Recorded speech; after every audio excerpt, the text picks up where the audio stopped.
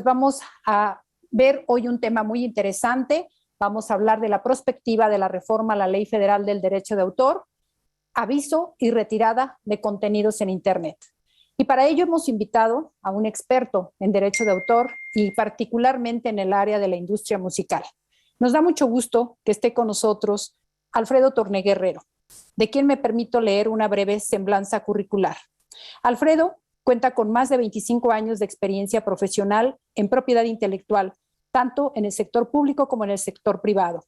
Tiene estudios de maestría en propiedad intelectual y sociedad de la información por la Universidad de Alicante, España, así como la especialidad en propiedad intelectual por la Universidad Panamericana en México. Se ha desempeñado como catedrático de la materia de propiedad intelectual en la licenciatura en Derecho y en la maestría de Derecho Corporativo, ambas impartidas por la Universidad Anáhuac. Desempeñó el cargo de director de protección contra la violación al derecho de autor en el INDAUTOR, teniendo como principales funciones la resolución de infracciones en materia de derecho de autor, la regulación de las sociedades de gestión colectiva, la representación de México ante organismos internacionales como la OMPI y la OMC, así como llevar a cabo las negociaciones en materia de derecho de autor de diversos tratados internacionales. Asimismo, Alfredo ha sido integrante del cuarto de junto del gobierno mexicano en temas de derecho de autor en las negociaciones de tratados como el TEMEC, así como el de libre comercio con la Unión Europea y con el TIPAT. Es representante de la Coalición por el Acceso Legal a la Cultura AC en su calidad de observador no gubernamental y en el Comité de Derechos de Autor y Derechos Conexos de la OMPI. En el año 2020 recibió el reconocimiento Global IP Champion por parte del Centro Global de Innovación y Política de la Cámara de Comercio de los Estados Unidos de América.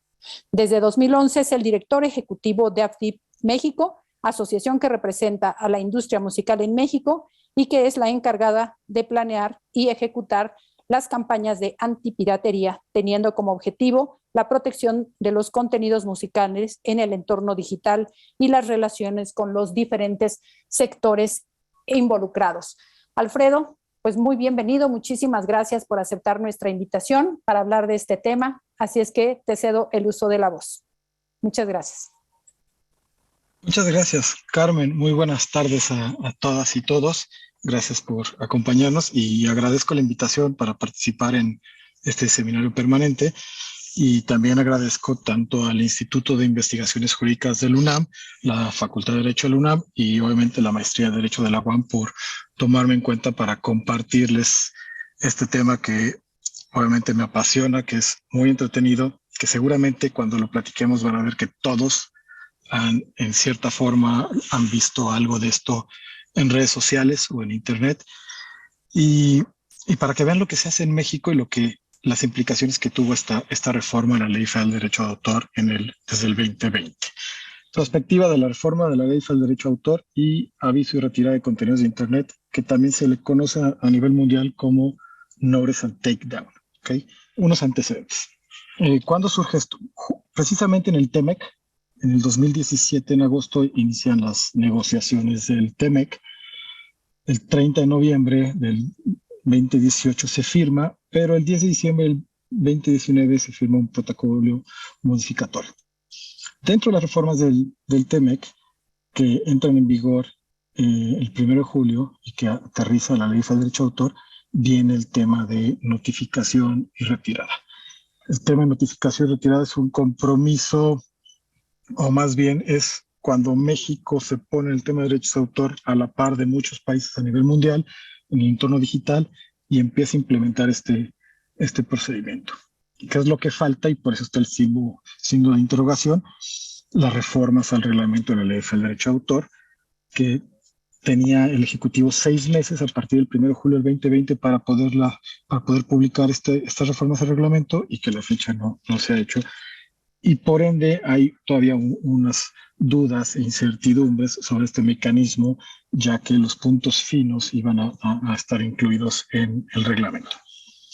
Pero bueno, ya que tenemos el antecedente en México, vamos a hablar un poquito de los otros antecedentes. ¿De dónde viene esto de notificación y retirada? Viene de Estados Unidos. Viene de 1998, una reforma que se hace a la Ley del Derecho de Autor de Estados Unidos, y en particular se le llamó Digital Millennium Copyright Act, pero sobre todo la sección 512 o artículo 512 nos habla sobre estas limitaciones a la responsabilidad relativa en materia de línea. ¿Y qué es lo que dice? El 512.1 dice, en lo general, un proveedor de servicios no será responsable de los daños y perjuicios, o salvo lo previsto en el apartado J, para medidas provisionales o cualquier otra medida equitativa, por la violación de derechos de autor derivada del almacenamiento, número 1, en la dirección de un usuario que resida en un sistema de red controlados o operados por o para el proveedor de servicios. Aquí lo que está diciendo es un proveedor de servicios, y entendamos como proveedor de servicios en esta ley dos cosas. El que te da la conexión a Internet y las páginas o plataformas de Internet. Regresemos al 98. En el 98 no existía YouTube, no existía Spotify, no existía Facebook, no existía Twitter, pero sí existían algunos buscadores. Estaba América Online, estaba Altavista, o sea, había varios buscadores y la intención de esta ley era impulsar el crecimiento del entorno digital y del Internet, pero cuidando y protegiendo los derechos de autor. Entonces, esta ley lo que le decía a estos proveedores es, tú no tienes responsabilidad de lo que pase en tu página para que puedas crecer, siempre y cuando tomes ciertas medidas. ¿Y cuáles eran las medidas? Que cuando tengas, el inciso 3, cuando tengas conocimiento o estés al tanto de que hay una conducta que infringe derechos de autor en tu página, inmediatamente tienes que actuar para remover o inhabilitar el acceso de ese material. Si tú tenías una página y alguien subía una canción y no tenía autorización, en el momento que tienes conocimiento, mediante un correo o una notificación del titular, en ese momento tienes que hacer todo lo posible para darlo de baja.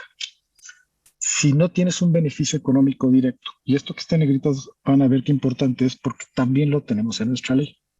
Es decir, no nada más basta que actúes, sino que no tengas una ganancia por esos contenidos. Si tú tienes una ganancia por esos contenidos que están en tu página, entonces ya no eres libre de que te puedan demandar daños y perjuicios, porque estás recibiendo dinero por una actividad ilícita.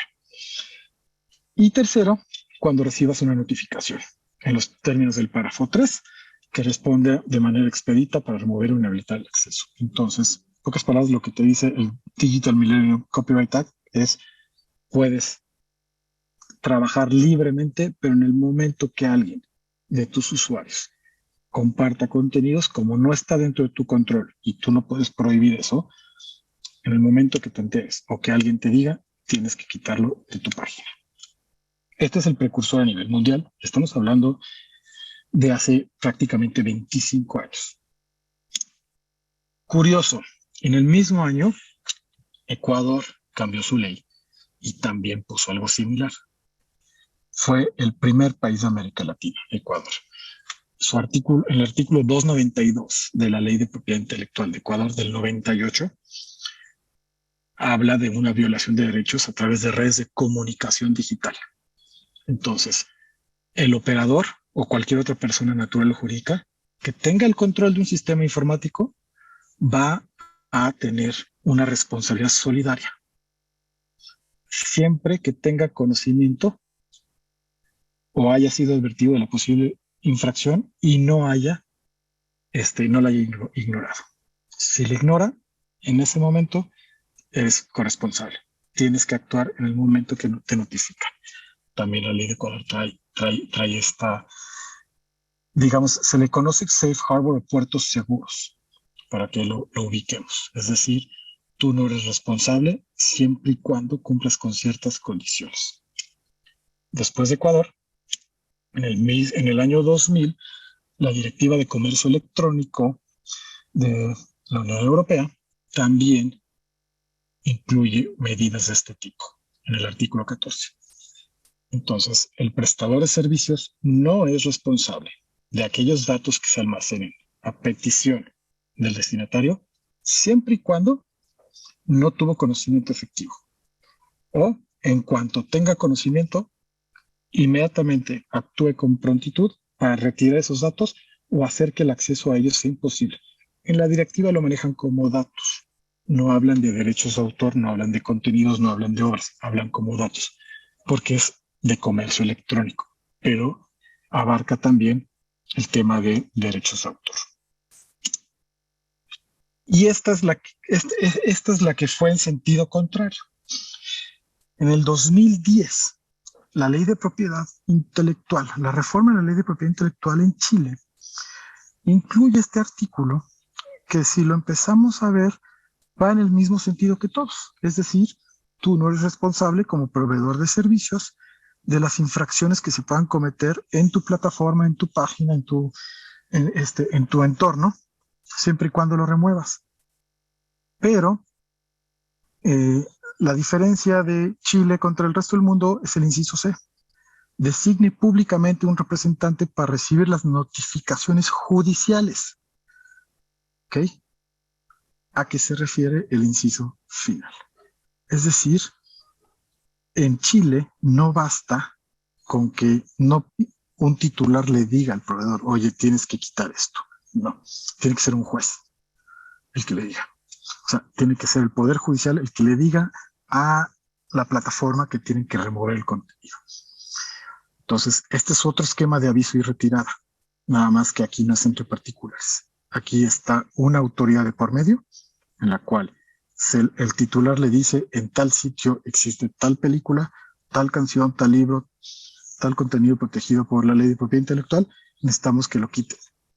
Y el juez le manda a decir que lo quiten. Esto, tomemos en cuenta esto que pasa desde el 2010 en Chile, porque va a ser importante más adelante cuando analicemos qué es lo que está sucediendo en México y hacia dónde deberían ir estos países. Bueno, ahora, notificación y retirada. ¿Qué tan novedoso es? No es novedoso. Como vimos, tiene casi 25 años. Ahora, junto con México, hay 48 países que ya se atengan en su legislación este modelo o lo hayan aplicado en algún momento. Van a ver el listado de países y van a ver que tienen ya sea una cruz o un asterisco. Aquellos países que tienen una cruz o un símbolo de más son aquellos países que están dentro del G20 o de las 20 economías más importantes del mundo. Aquellos que tienen un asterisco son aquellos países que están considerados dentro de los 20 países que mejor protegen los derechos humanos a nivel mundial. Y esto es bien importante, el tema de derechos humanos y el tema de economías. Ahí vean el listadito. ¿Por qué el tema de derechos humanos? Porque en México y a nivel mundial, y por ejemplo el antecedente de Chile, en Chile esto se fue a través de un sistema judicial y no entre particulares por los discursos o aquellos alegatos de que esto violaba derechos humanos, de que este tipo de medidas son medidas de censura o que violan la libertad de expresión o acceso a la información o acceso a la cultura. Entonces, estos argumentos que los han hecho valer en muchos países, inclusive en México, en todos estos países que pueden ver, que son de los principales protectores de derechos humanos, nunca siquiera se discutió. Es decir, las autoridades y los poderes legislativos saben perfectamente que esto no va en detrimento de los derechos humanos y por eso implementan también este tipo de mecanismos. Ahora sí entramos ya, después de estos antecedentes, entramos a México. El capítulo 5 de la Ley Federal de Derecho de Autor, que habla de las medidas tecnológicas de protección, la información sobre la gestión de derechos y los proveedores de servicios de Internet. Estos tres temas son nuevos. Estos tres temas aterrizaron derivado de las negociaciones del TEMEC. Los primeros dos, medidas tecnológicas de protección e información sobre gestión de derechos, eran compromisos que México tenía pendientes desde el 2002, al ser signatario de un par de tratados de la OMPI, que se le conoce como tratados OMPI-Internet. Y el tercero, proveedores de servicios de Internet, viene 100% del TEMEC y de otros tratados como el TIPAT, o inclusive con la Unión Europea también vienen algunas cuestiones de Internet. Dos artículos son los que en realidad abarcan el tema de aviso de retirada. Son los artículos 114 septies y 114 octies. ¿Qué es lo que nos dicen estos artículos? Lo primero es, hacen una diferencia entre el proveedor de acceso a Internet y proveedor de servicios en línea. ¿Por qué? Porque en los otros países que vimos, el proveedor de acceso a Internet sí es responsable, también es responsable. Y en otros países, inclusive, una de las sanciones puede ser que te corten el acceso de Internet. En México no.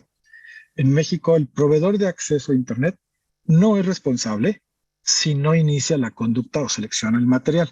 Es decir, ustedes escojan la compañía con la cual ustedes contratan su Internet y que esa compañía, además de darles Internet, les mande estos materiales. ¿Ok? O inicien ellos mismos tengan un sitio donde se compartan contenidos de forma no autorizada. Eso no lo vemos y eso no sucede. Entonces, el proveedor de acceso a Internet no es responsable en México. Y otra, se garantiza el acceso a Internet. En México no hay forma de que si tú eres infractor, te quiten el Internet, te corten la cuenta, te suspendan la cuenta. No, eso no sucede porque obviamente tenemos el acceso a Internet consagrado en la Constitución. ¿Ok? Entonces, una vez que quitamos de esta ecuación el proveedor de acceso a Internet, continuamos con el proveedor de servicios en línea. Y el proveedor de servicio en línea, que son plataformas, ahorita vamos a ver cuáles son plataformas, son aquellos que, uno, te hacen un almacenamiento temporal llevado a cabo mediante un proceso automático. Esto es lo que se le conoce también como memoria caché. ¿Ok? Dos, te hacen un almacenamiento a petición de un usuario del material que se aloje en un sistema o red controlado o operado por o para un proveedor de servicios de Internet.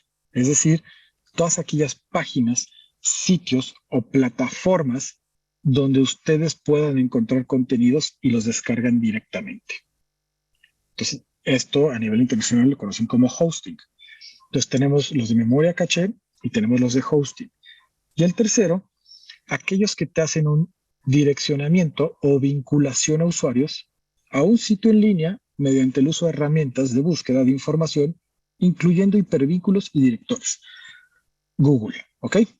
Buscadores. Aquí están los buscadores y aquí están también aquellos sitios donde tú puedes entrar y dices, quiero ver la transmisión de un partido de fútbol de la Champions en vivo y que sabes que es ilegal esa transmisión y te ponen la liga, le das clic, te aparecen 20 páginas de publicidad y después ya ves el partido, también entran aquí. Estos tres tipos de sitios son aquellos sitios que tienen que cumplir con ciertas medidas para no ser responsables, no ser infractores y no violar la ley. ¿Ok? ¿Qué es lo que tienen que hacer? Número 1, retirar de manera expedita y eficaz el contenido. ¿Ok? ¿Qué contenido? Aquel contenido que no está autorizado en sus sistemas. ¿Cuándo lo tienen que hacer? Una vez que tengan conocimiento de la presunta infracción, cuando se enteren. ¿Y cómo se van a enterar? Mediante dos formas. El aviso por parte de un titular, que es la notificación, o la resolución de una autoridad competente. Entonces, si ven, en México tenemos un híbrido. Tenemos el sistema que se usa en todo el mundo, donde puede ser a través de una notificación entre particulares, pero también se dejó la puerta abierta para que lo haga una autoridad. Ya elegirá el titular del contenido por qué vía se quiere ir.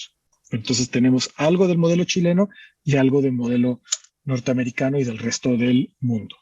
¿Qué más tiene que hacer un proveedor de servicios en línea? No nada más esperar a que reciba una notificación.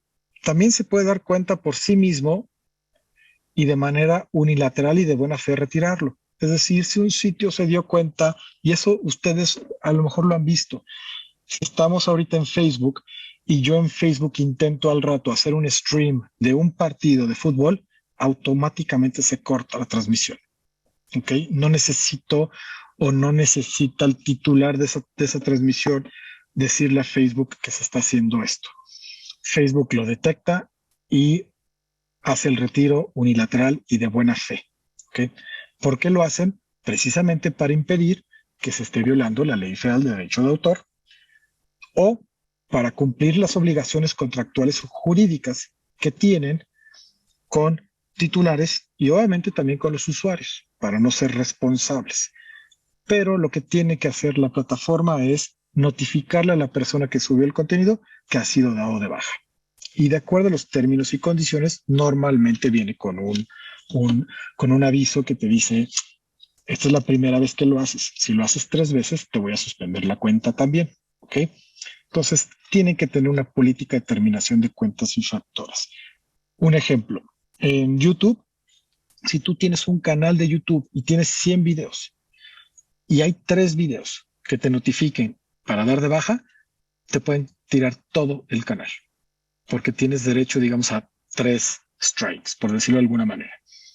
Entonces, cada plataforma pone sus políticas, cada plataforma, cuando ustedes abren una cuenta, ahí vienen los términos y condiciones y las políticas de uso de la plataforma y sobre todo el respeto a la propiedad intelectual, y ellos van a poner las reglas de juego internas.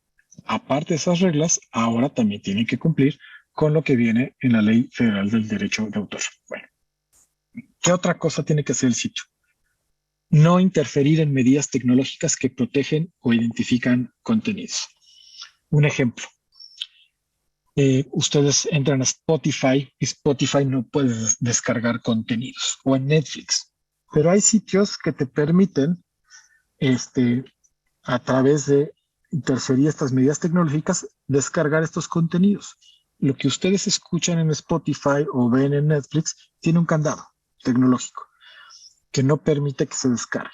Hay programas y hay sitios que lo que hacen es violar ese candado y obviamente a través de publicidad que reciben, ustedes pedirle, quiero bajar esta canción de Spotify y la pueden bajar. Ese programa obviamente está violando las medidas tecnológicas y ustedes también obviamente al descargarlo, ¿no?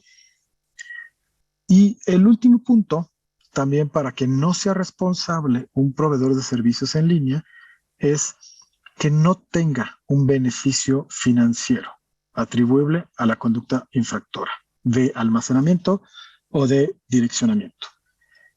Es decir, que no tengan, que Google no gane dinero por poner los resultados ilegales. ¿Okay? Esto es muy polémico porque no habla de beneficio financiero directo o indirecto, simplemente beneficio financiero atribuible. Si se logra atribuir y se logra demostrar que tú tienes un beneficio por tu actividad, eres infractor y no importa las medidas que tomes. Esto es muy importante porque yo sí creo que va a dar mucho de qué hablar en los próximos años cuando algunos titulares inicien casos de infracción contra algunos sitios, ¿ok? Porque tienes un beneficio económico. Entonces, bueno, ¿cómo es el aviso y retirada? ¿Cómo viene en la ley? El aviso lo tiene que mandar el titular o representante. Tienes que identificar el contenido. Ahorita les voy a enseñar un ejemplo. Identificas el contenido y el contenido se identifica mediante la liga. No es más que poner la liga donde está el acceso a ese contenido.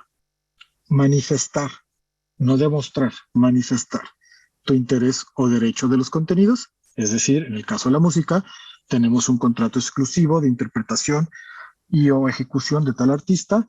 Por lo tanto, nosotros escogemos dónde pueden estar estas presentaciones y no autorizamos que esté en esta plataforma o que este usuario lo suba.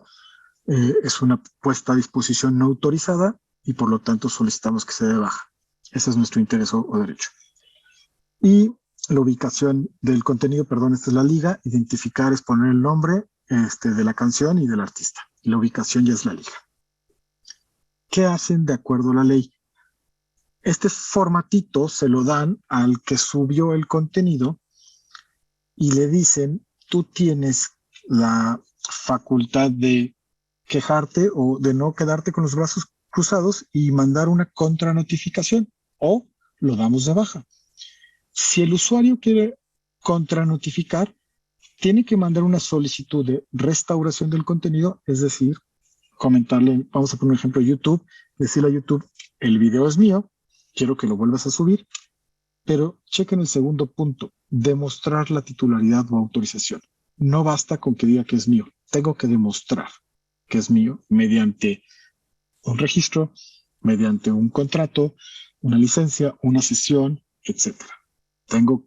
Suben el nivel la ley sube el nivel para evitar contranotificaciones falsas. Que alguien conteste y diga, es mío, súbelo otra vez, igual que no es mío, y nada más quisieron que se subiera. Y tienes que manifestar qué interés o derecho tienes sobre estos contenidos. Acá hay un ejemplo. Contenido infractor. Encontramos un video o un canal de un grupo, RBD, ¿y qué es lo que hacemos nosotros? Una vez que detectamos el contenido, mandamos un aviso a la plataforma, ¿ok? Lo primero que hace la plataforma es quitarlo.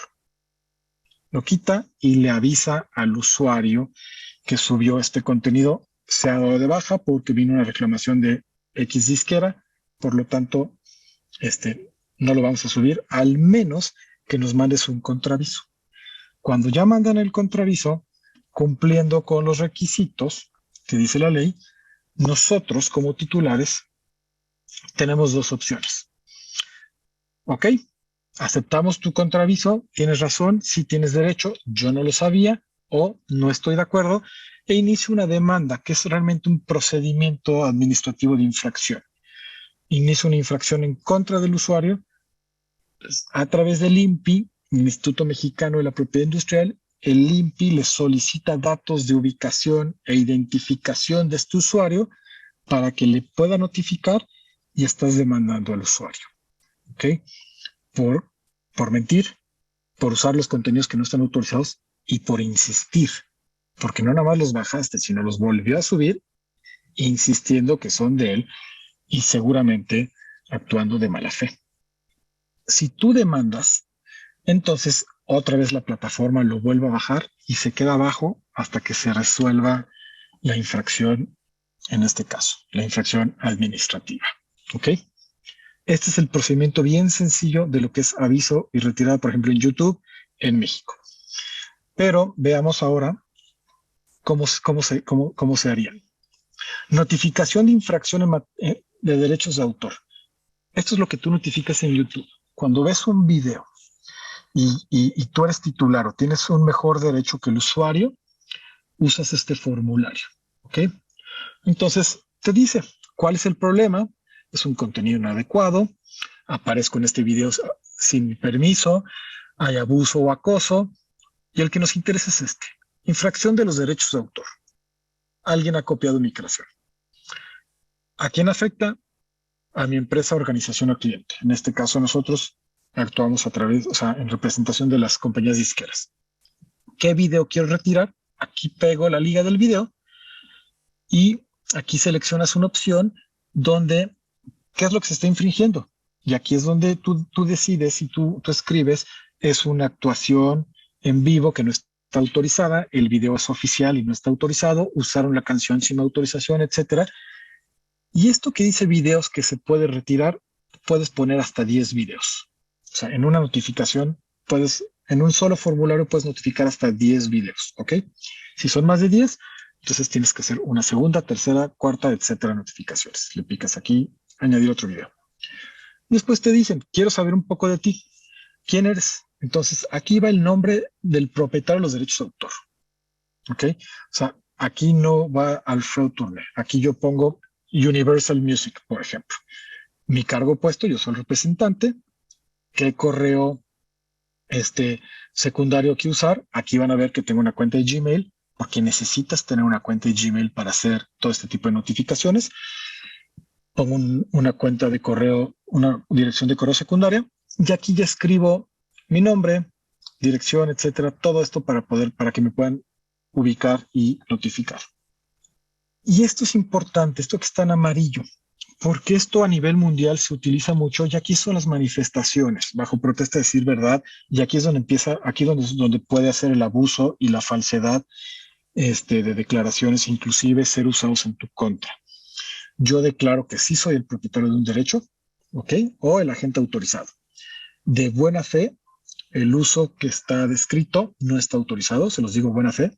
Esta notificación es exacta. El uso de este procedimiento, si lo uso de mala fe o es falso, hay una infracción que puede tener consecuencias. Entiendo el uso inadecuado de esta herramienta y pongo mi nombre completo, que va a ser mi firma digital, el clásico CAPTCHA, y se manda. ¿Por qué es importante esto? Porque si tú haces de acuerdo a la ley una notificación falsa, tú puedes ser acreedor a una infracción en materia de comercio. Entonces, tú puedes también ser sancionado. Entonces, la ley sanciona al que abuse de los contenidos y al que abuse de las notificaciones. ¿Ok? Chequen estos números que son muy interesantes y se los voy a explicar. De julio 2020, 1 de julio del 2020 al 28 de febrero del 2022, en lo que llevamos de vigencia de esta reforma a la Ley Federal del Derecho de Autor, solamente la organización que yo represento, retiramos 12,708 publicaciones y posts en Facebook y Twitter. ¿Okay? Retiramos 21,623 videos de YouTube. ¿Okay? Esos videos de YouTube, 21,623, tenían este total de vistas. 2,509 millones de vistas. Estos 21,000 videos. Con las notificaciones que hacemos, porque las haces en distintas formas. Las haces a Facebook, las haces a Twitter, las haces a Google, las haces a ciertos sitios también, pero sobre todo Google, quitar resultados de sitios en Google, porque son sitios piratas, 221 sitios cerraron, porque desaparecieron de Google. Entonces la gente cuando buscaba piratería no encontraba estos sitios, los sitios cerraron, porque al no tener flujo o tráfico de visitantes, no tienen patrocinio, no tienen ingreso, cierran el sitio. ¿Okay? Esto equivale a 47,952 contenidos que quitamos cada día, incluyendo sábados y domingos, desde el 1 de julio del 2020 hasta el 28 de febrero del 2022.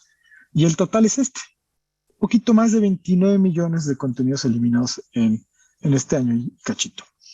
Si se fijan, les estoy poniendo las cifras de las notificaciones, de los avisos y retiradas. De todos estos 29 millones, contranotificaciones recibimos una sola contranotificación. Y esa contranotificación que recibimos no tuvo éxito. Era una persona que estaba en Asia, que decía tener derechos sobre artistas como Juan Gabriel o Luis Miguel o José José. Obviamente no prosperó y listo. Entonces, es un sistema que funciona bien. Es un sistema que funciona para nosotros titulares, es muy importante porque resuelve el problema de inmediato. ¿Y por qué necesitamos eso? ¿Por qué el aviso de retirada? No olvidemos que el aviso de retirada es un mecanismo alterno de solución de controversias. ¿Okay? No es simplemente una imposición, no. Tenemos que buscar siempre mecanismos alternos. En el entorno digital, algo inmediato es necesario. Si ustedes pueden subir un video o hacer una transmisión en cuestión de segundos, la misma reacción debería de existir y existe desde hace 25 años en muchos países para dar de baja ese contenido. ¿Okay? Son volúmenes muy altos. Imagínense que tengamos que presentar 49,000 demandas cada día. O que sean infracciones ante el INPI o infracciones ante Indautor.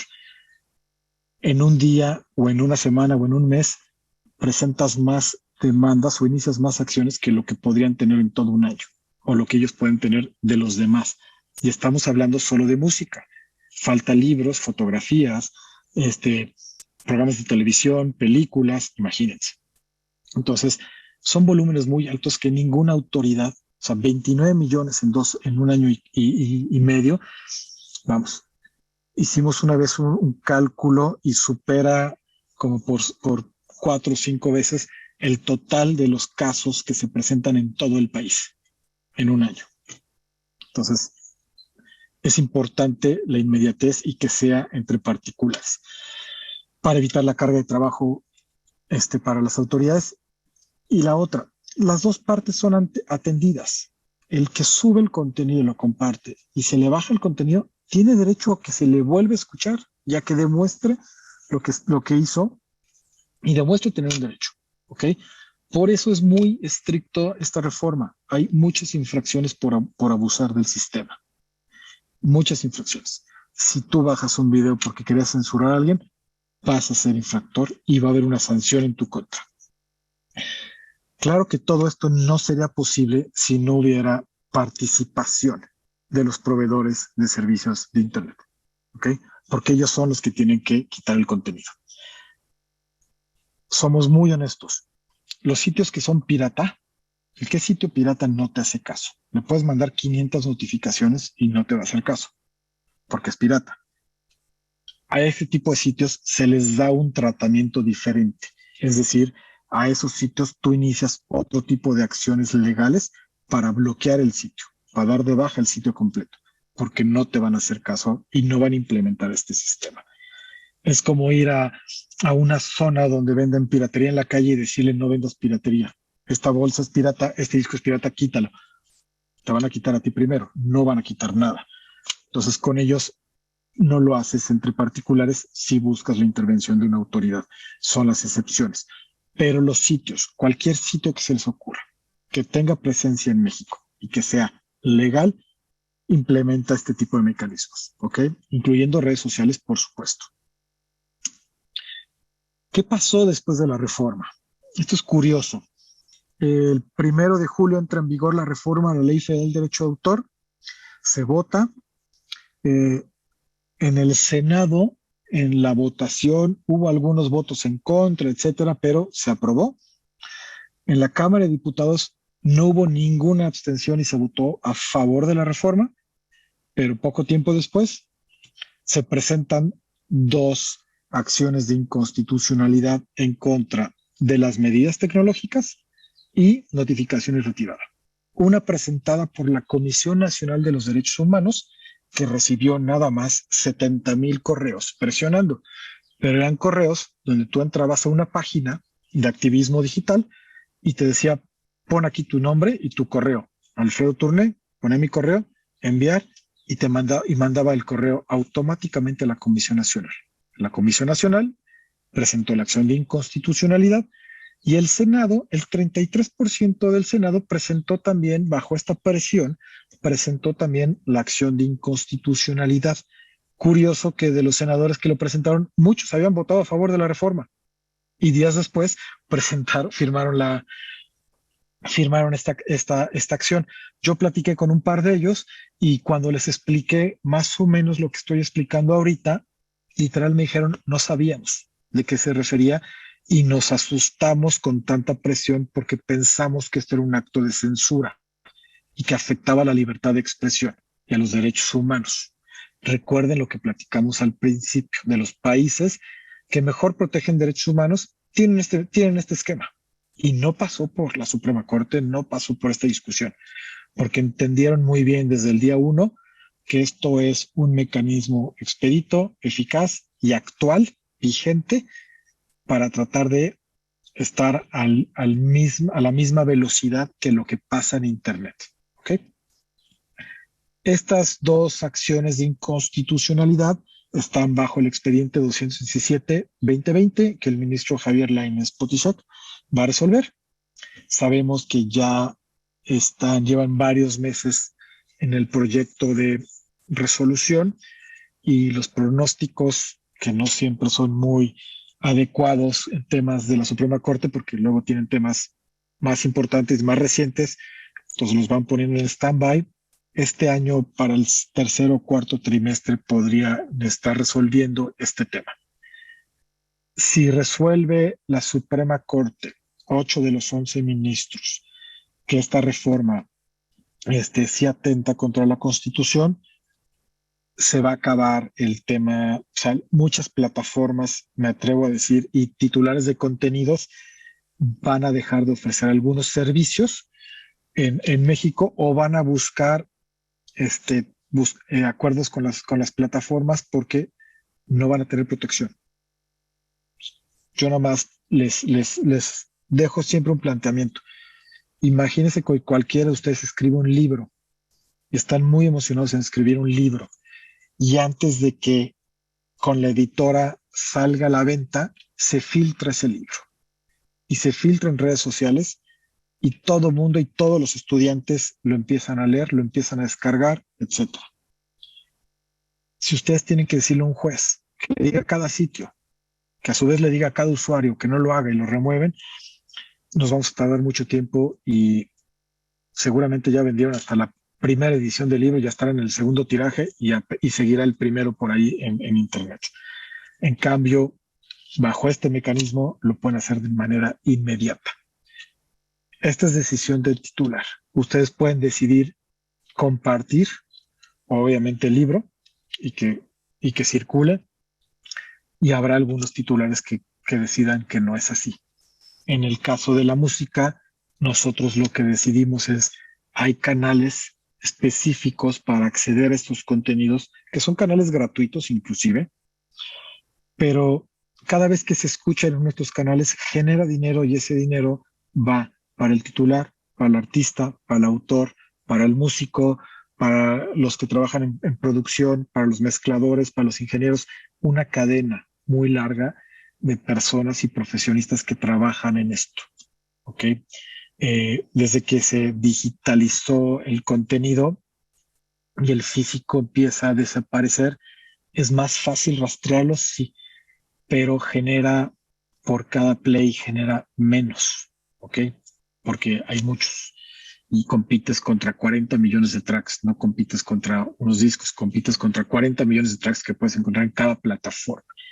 Entonces buscamos precisamente acotar al consumidor a que vaya a los canales legales.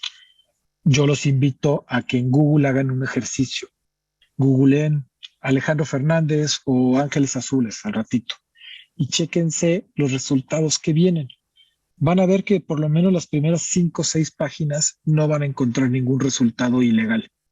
Todo va a ser canal oficial de YouTube, conciertos, merchandising, acceso a las plataformas legales. Es decir, los primeros 5 o 6 resultados de Google, por decirles Alejandro Fernández o insisto, Ángeles Azules, les va a dar pura información verídica.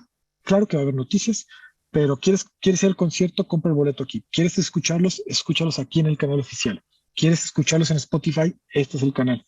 No van a encontrar ningún acceso a un sitio pirata. Eso es parte de lo que hacemos. Estos son resultados de Google, para que se den una idea. Abajo en el centro dice Abdiv México. Resultados de Google. Hemos eliminado casi 300 millones de resultados. Esto sí tiene más o menos 6 años, ¿ok? A nivel mundial, somos la 5ª organización que más remueve contenidos de Google.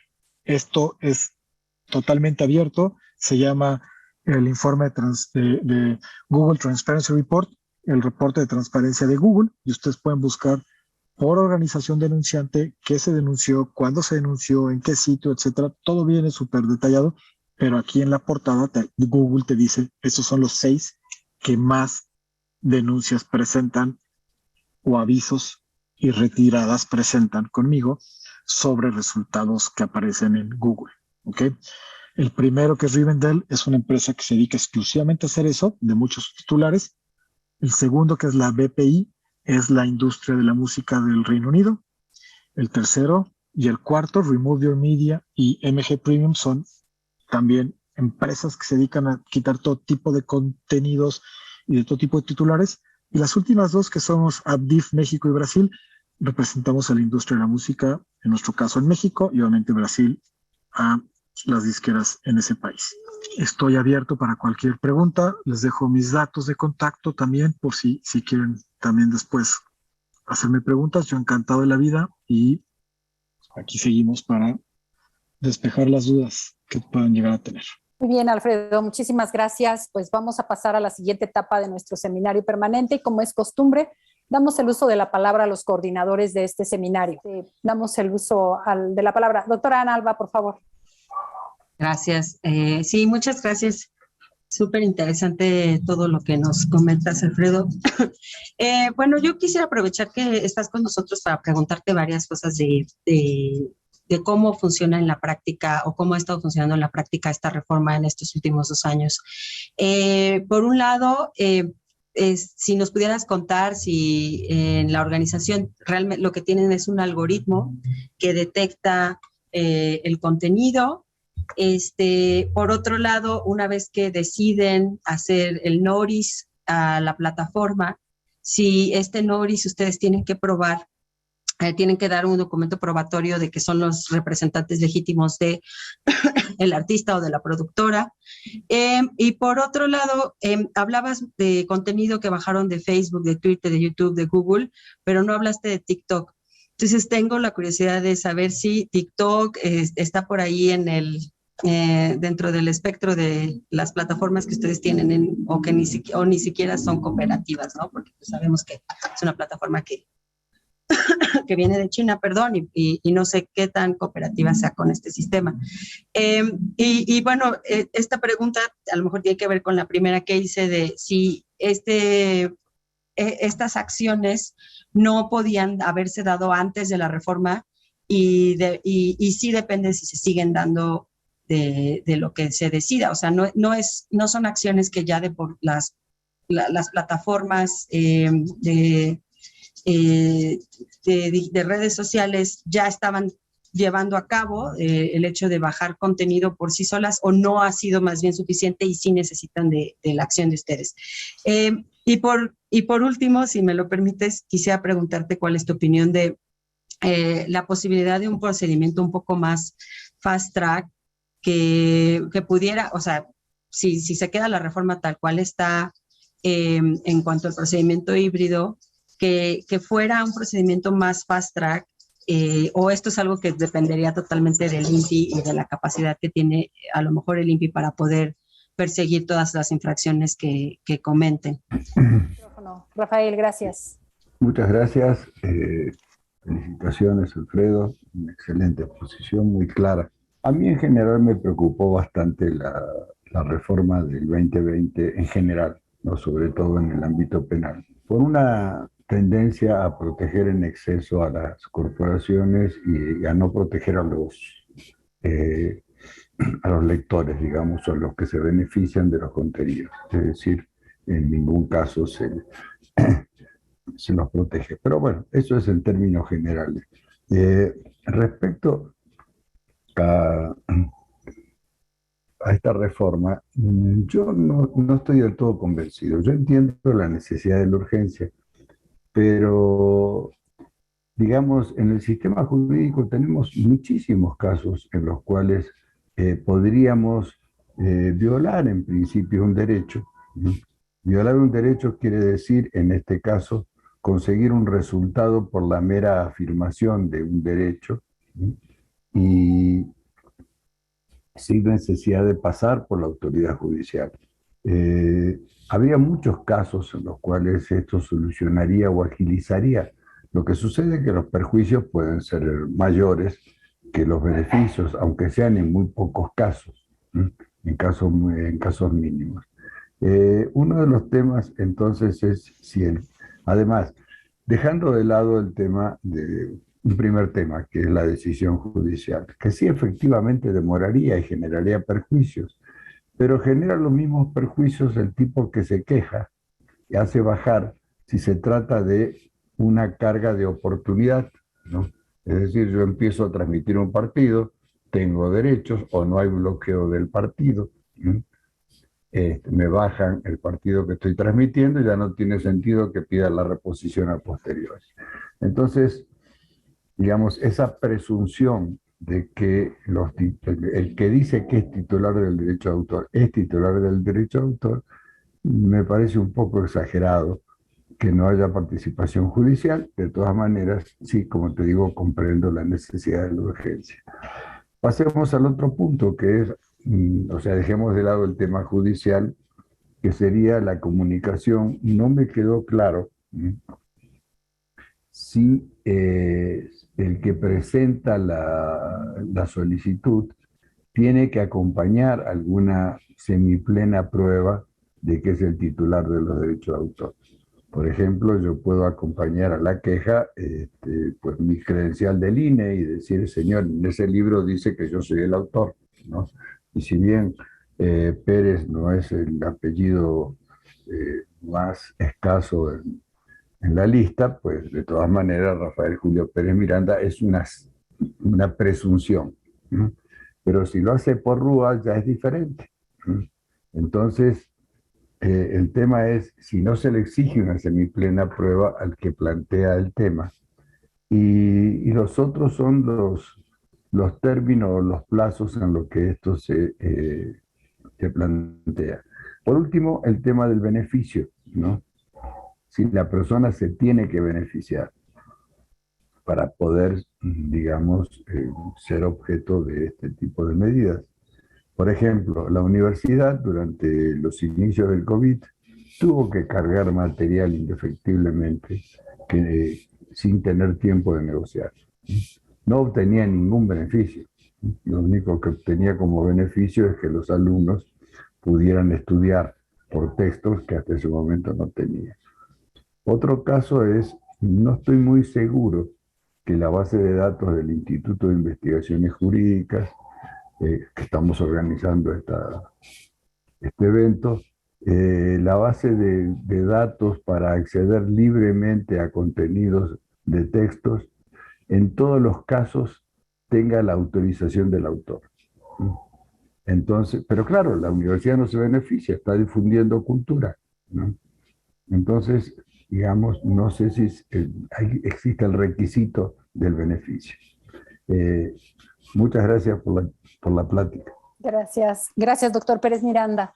Y pues bueno, por mi parte, Alfredo, igualmente me uno a las felicitaciones. Es una exposición muy clara, esquemática, de un problema que ha escalado muy alto y sobre todo con las acciones de inconstitucionalidad que tenemos ahora. El hecho de que se esté impugnando hoy, pues bueno, hemos visto que no ha impedido el que se esté aplicando, y que yo quisiera, y esa es mi primera pregunta, nos explicaras un poco qué pasaba antes, porque antes de 2020 ya sucedían cosas, antes de que estuviera en nuestro derecho positivo vigente esta figura, sucedía. Ustedes ya iniciaban acciones, ustedes y otras áreas de la industria ya hacían la aplicación de ciertos mecanismos. Entonces, quisiera tu opinión, esa perspectiva, qué va a pasar el antes y después, un poco ubicándonos en dos escenarios. El primero, donde esperemos que no sea tan contundente y que diga es inconstitucional y efectivamente se están violando inconvencional y se están violando derechos humanos, y principalmente los que se han alegado que son libertad de expresión y en algunas de sus modalidades. Por otro lado, ¿qué pasa si a lo mejor se ve modificado esta forma, se ve atenuada, dijéramos, porque al parecer se observa como una medida muy contundente y hasta cierto punto agresiva por la invocación que se hace de violación de derechos humanos? ¿Cuál sería tu opinión respecto de ello? ¿Van a seguir funcionando los mecanismos por sí mismos? ¿Es una autorregulación, por así decirlo? Por un lado. Por otro lado, quisiera saber en todo esto, ¿qué papel han jugado las sociedades de gestión colectiva? Porque al final de cuentas son coadyuvantes en muchos aspectos, por supuesto, por los intereses que representan de los autores o titulares de derechos conexos. Entonces, quisiera saber un poco cuál ha sido ese papel. Y por otro lado, respecto de cómo se observa, cómo se aprecia la presencia de este aviso y retirada en nuestro sistema legal contra las medidas provisionales que ya tenemos desde hace algún tiempo en nuestro sistema jurídico, y particularmente en las infracciones de las que conoce el INPI, que es un sistema de medidas provisionales muy claro. ¿Qué ventajas o qué bondades encontraríamos o encontramos en este sistema versus las medidas provisionales? Y por último, si pudieras ilustrarnos un poco, y porque sé que está relacionado con esto, el caso emblemático del Lestra. ¿Qué alcance tuvo para toda esta definición y qué papel va a jugar ese criterio al final de cuentas en todo este escenario? Por mi parte es todo, y probablemente tenemos preguntas muy interesantes ya en el chat y seguramente en Facebook Live también nos están haciendo algunas preguntas, de manera que regresamos contigo, Alfredo, si quisieras atender primero estos cuestionamientos, estas observaciones. Muchas gracias. No, al contrario, Carmen, doctores, muchas gracias. Anoté aquí, pero les ruego que si de los comentarios que me hicieron, si alguno se me va, por favor me lo recuerden. Y en ese orden voy a voy a contestar. Preguntaste, Ana, sobre cómo lo hacemos.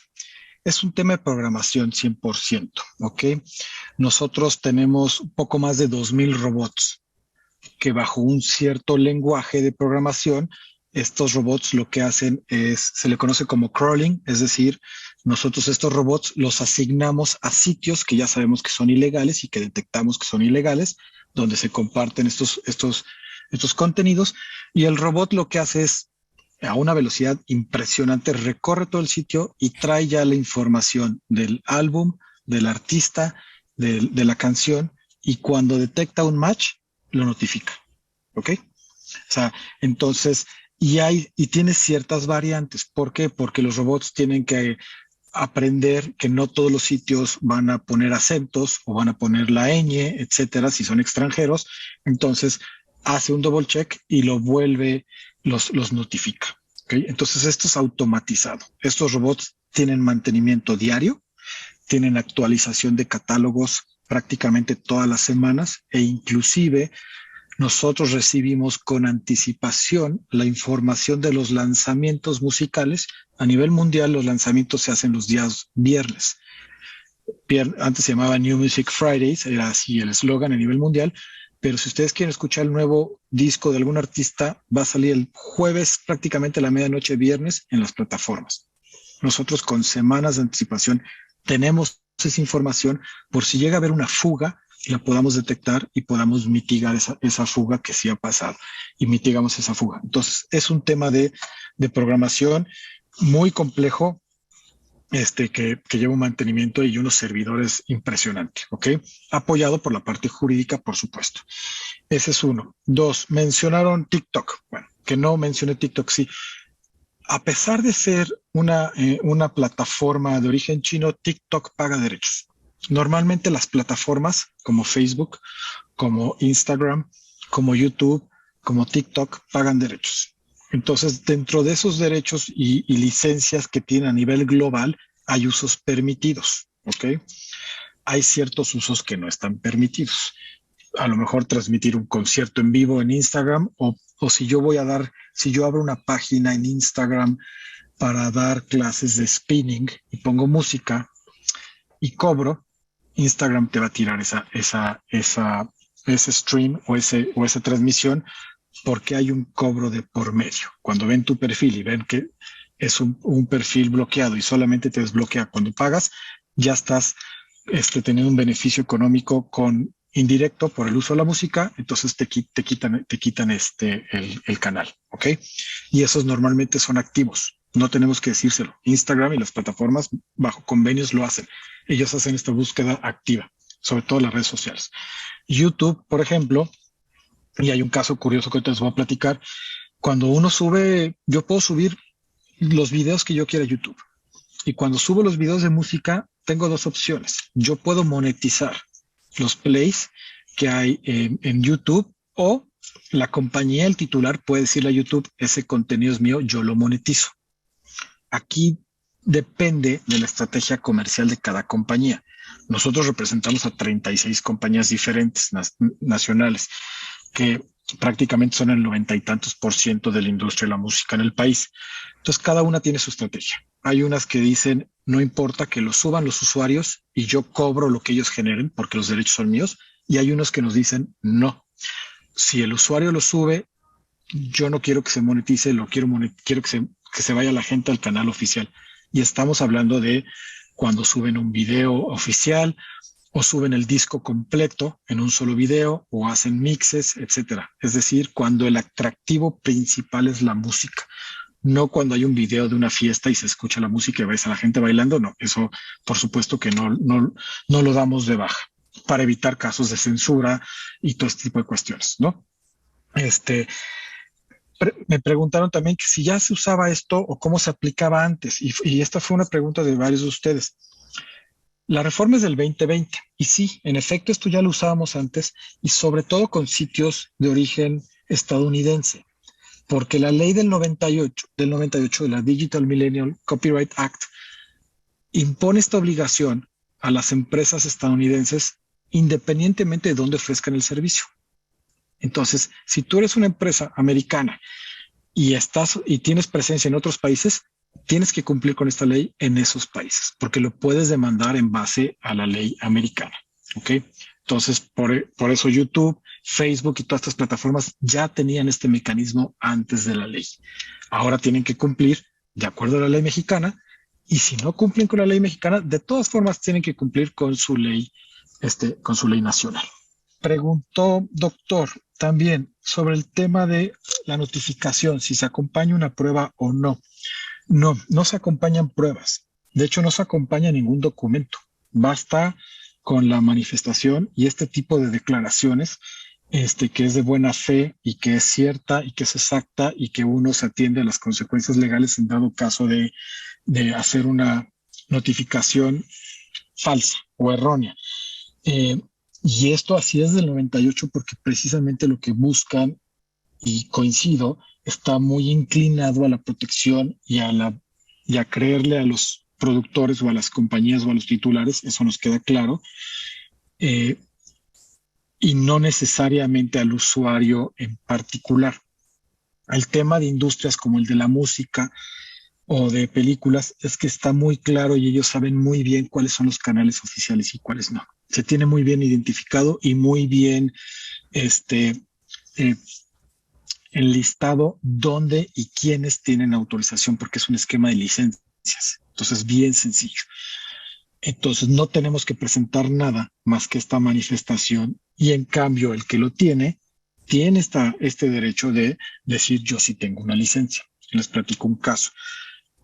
Hace un año más o menos notificamos un contenido cuyo origen era Vietnam y en efecto contaban con una licencia, ¿ok?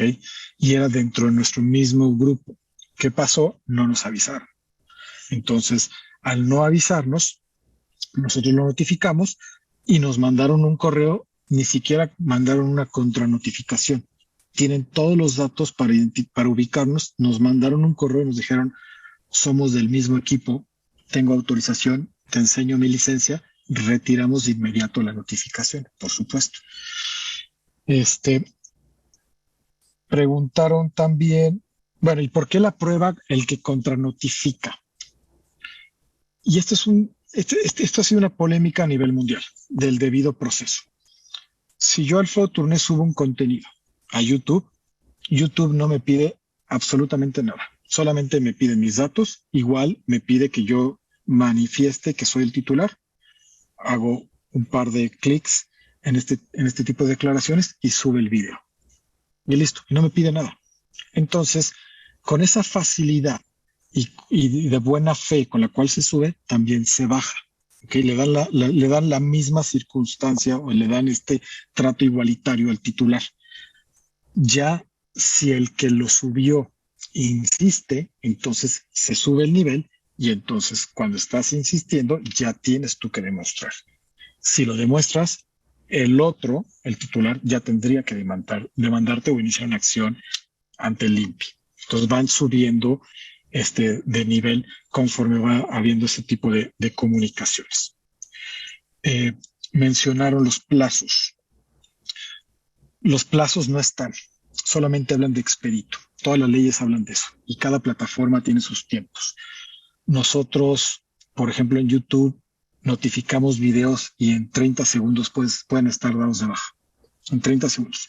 Y hay veces que pueden pasar 2 horas o inclusive 24. Todo depende de la plataforma y de la carga que tengan de trabajo. Pero normalmente no excede 24 horas, que para nosotros, como industria de la música, son plazos bastante rápidos. Pero hay otras industrias que quieren que sea inmediato. Por ejemplo, la del cine. Sale un estreno Batman hace un mes en el cine, alguien hace un camcording, es decir, lo graban, lo suben a YouTube y en lo que se baja pueden pasar 3-4 días. La cantidad de vistas que puede tener esa película afecta a esa industria, entonces ellos buscan que se baje de inmediato. O una transmisión en vivo de un partido de fútbol o de algún otro evento en vivo, buscan que sea de inmediato, no dentro de 2-4 horas o 2 días. Entonces, sí es un esquema totalmente de autorregulación y esta autorregulación es obligada. No es una autorregulación porque las partes quieran cooperar. Realmente es a nivel mundial, le dan esta facilidad a las plataformas de tú puedes hacer lo que tú quieras, pero siempre y cuando cooperes. Si no cooperas, eres corresponsable. Entonces es una autorregulación forzada en ese sentido. Y en México, precisamente el caso que mencionas, Carmen de Lestra, va un poquito por ahí y ahorita con gusto se los platico. Y bueno, mencionaste medidas provisionales, Carmen. La reforma a la ley federal, bueno, más bien la nueva ley federal de protección a la propiedad industrial, dentro de las medidas, trae dos medidas muy interesantes, que es la retirada. El INPI puede imponer una retirada de un contenido o el bloqueo de un sitio. El INPI puede, dentro de una medida, bloquear un sitio. ¿En qué momentos se solicitan esas medidas? Por ahí alguien hizo una pregunta de un sitio, por ejemplo, que se llama Cuevana. Cuando son sitios así, que el 100% del sitio es ilegal, solicitas la baja del sitio. No vas a notificar 3 millones de contenidos, porque los van a bajar y al día siguiente los van a volver a subir. Y estás jugando al gato y al ratón con el sitio que es 100% pirata y lo que buscan, o ilegal, y lo que buscan es eso. De ahí viven y de ahí reciben sus ingresos y de la publicidad.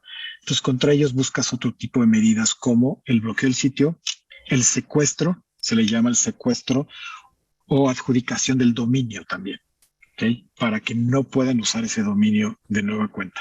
Y en Estados Unidos lo que hacen es te ponen una pantalla donde te dice este sitio fue asegurado por el FBI, bla, bla, bla, y te pone toda la leyenda. En México, en el caso de Alestra, que era un caso de un sitio que se llamaba My Music, ¿ok?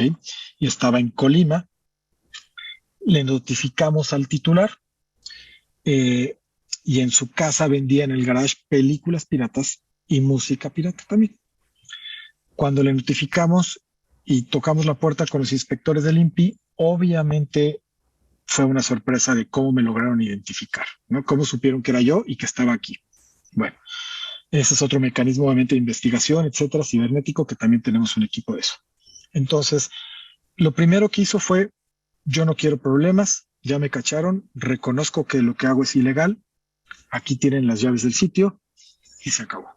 Y el sitio nos dio la posesión y nos dio el sitio de inmediato.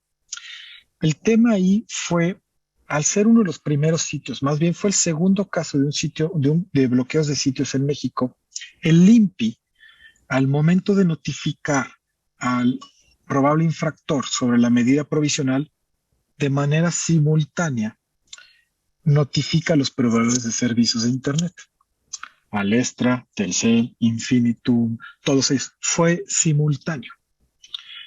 Entonces, ahí los proveedores empezaron un procedimiento en contra del INPI en el sentido de no le diste oportunidad al probable infractor de acatar la medida y si no la acataba, venir conmigo.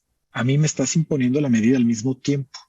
De ahí empezó que al día de hoy siguen amparos y revisiones de este caso, todavía siguen, se los comento, pero ya cuestión de entre las multas que el INPI les ha impuesto. Esto llega a la Suprema Corte y la Suprema Corte en lo que resuelve es el sitio no se pudo haber bloqueado si el 100% de la totalidad no era ilegal. Y en este caso el 100% no era ilegal, porque el sitio, así como lo tenemos nosotros, tiene un chat. Y el chat pues no es ilegal. Obviamente, después platicando con el ministro, se le explicó y se le dijo, mira, es que el chat del sitio, pues no era un chat donde la gente lo usara como un messenger. O sea, la gente entraba al sitio e intercambiaba información y ahí decían, ¿quién tiene esta canción? ¿Quién me la pasa? O sea, el chat era ex profeso para el intercambio de contenidos y solicitud de contenidos. Ya no en la resolución, pero sí en un evento con una asociación de abogados, el ministro reconoció que el 100% era demasiado, que tenía que ser la mayoría de los contenidos y que tendría que hacerse un análisis de proporcionalidad por parte de la autoridad, que es lo que el INPI ya hace. ¿Okay? Entonces, este sitio de My Music, que es el amparo en revisión 1 del 2017, precisamente dejó este precedente, ¿ok? Pero todo se inició por una notificación simultánea de la autoridad a los proveedores. De ahí se originó todo.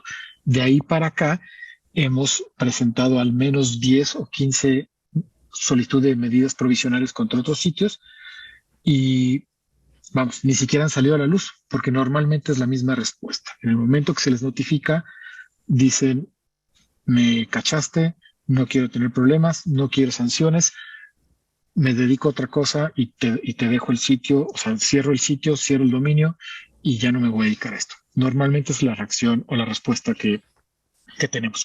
No sé si con esto acoté y les respondí. Por favor, Ana. Y nada más, muchas gracias. Me quedó pendiente lo de un procedimiento fast track. Okay. Fast track, ok. Las industrias como tal, y perdonen esta respuesta tan directa, no creemos que haya posibilidad de un procedimiento fast track. ¿En qué sentido? O sea, con una autoridad de por medio.